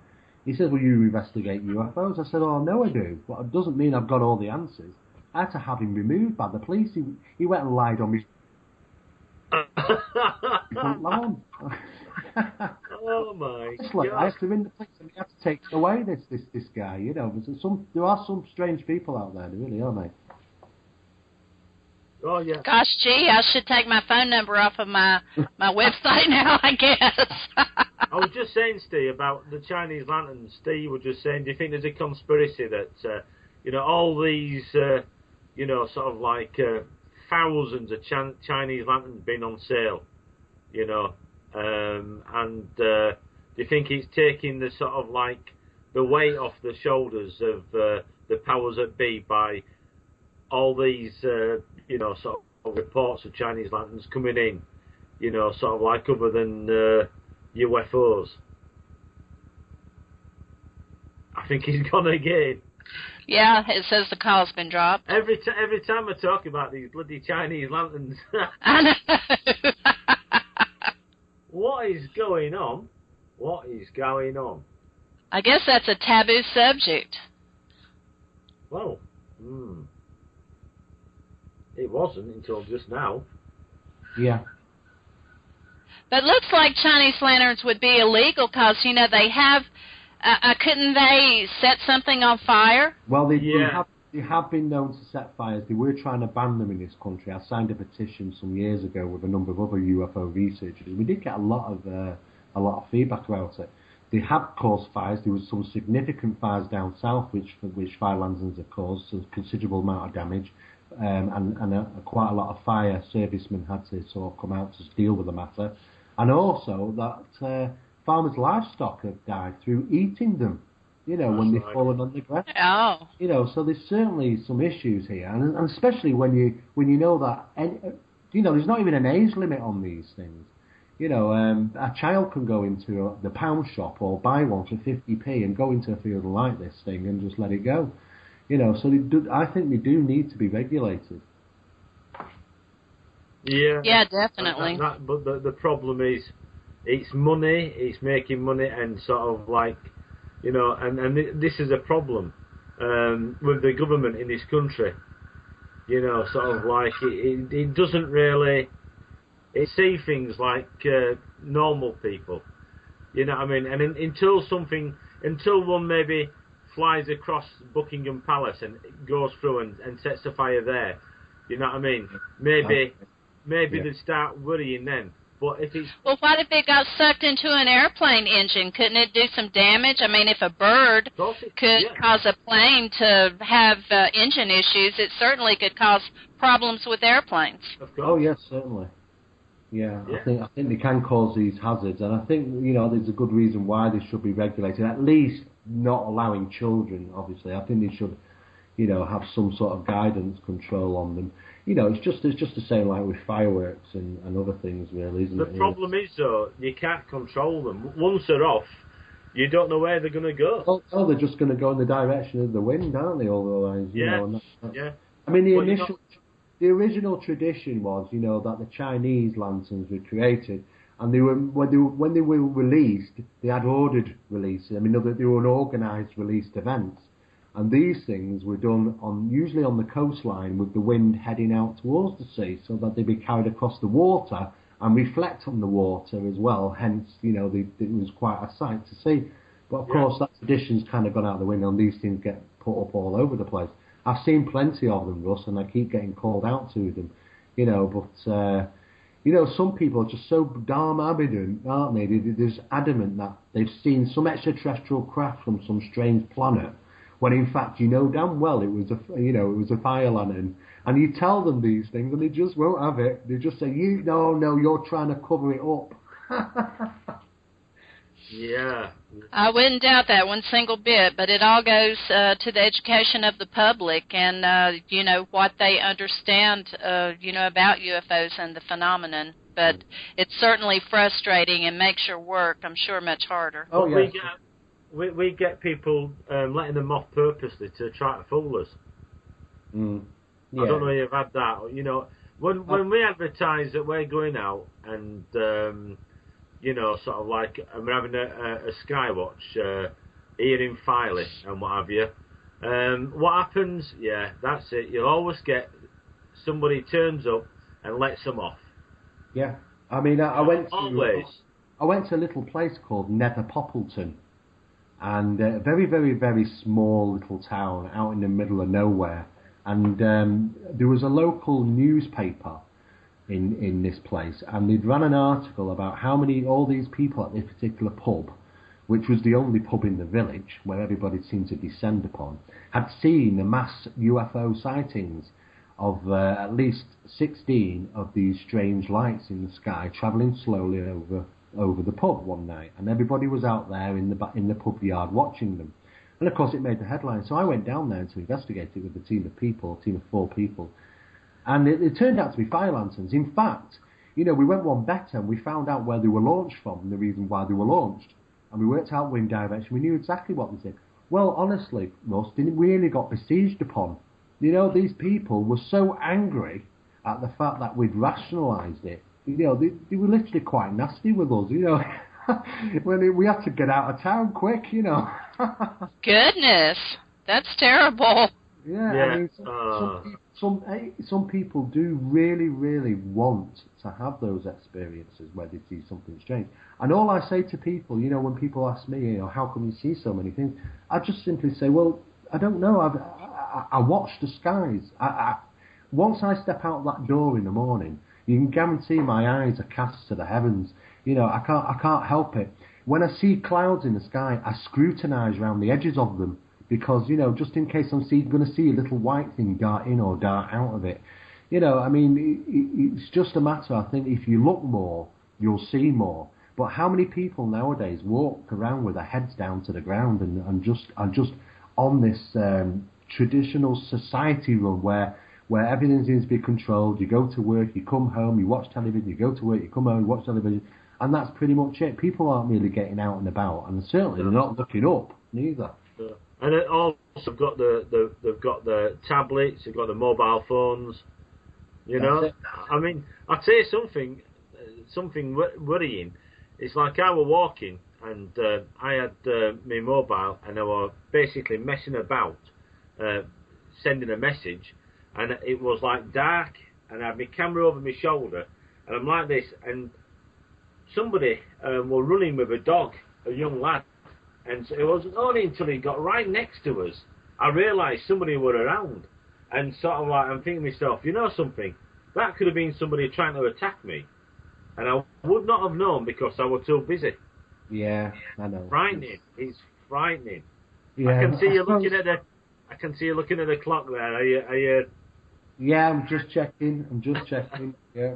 So it's been great talking with you guys. It's been a pleasure, Steve. Thank you so much. No, that's okay. I've enjoyed every minute of it, and I'll be pleased to come back on and help out whenever you need me. And I will put the word around. I shall pop the details into our magazine and let all my associates know, and and hopefully they'll get in touch with the show.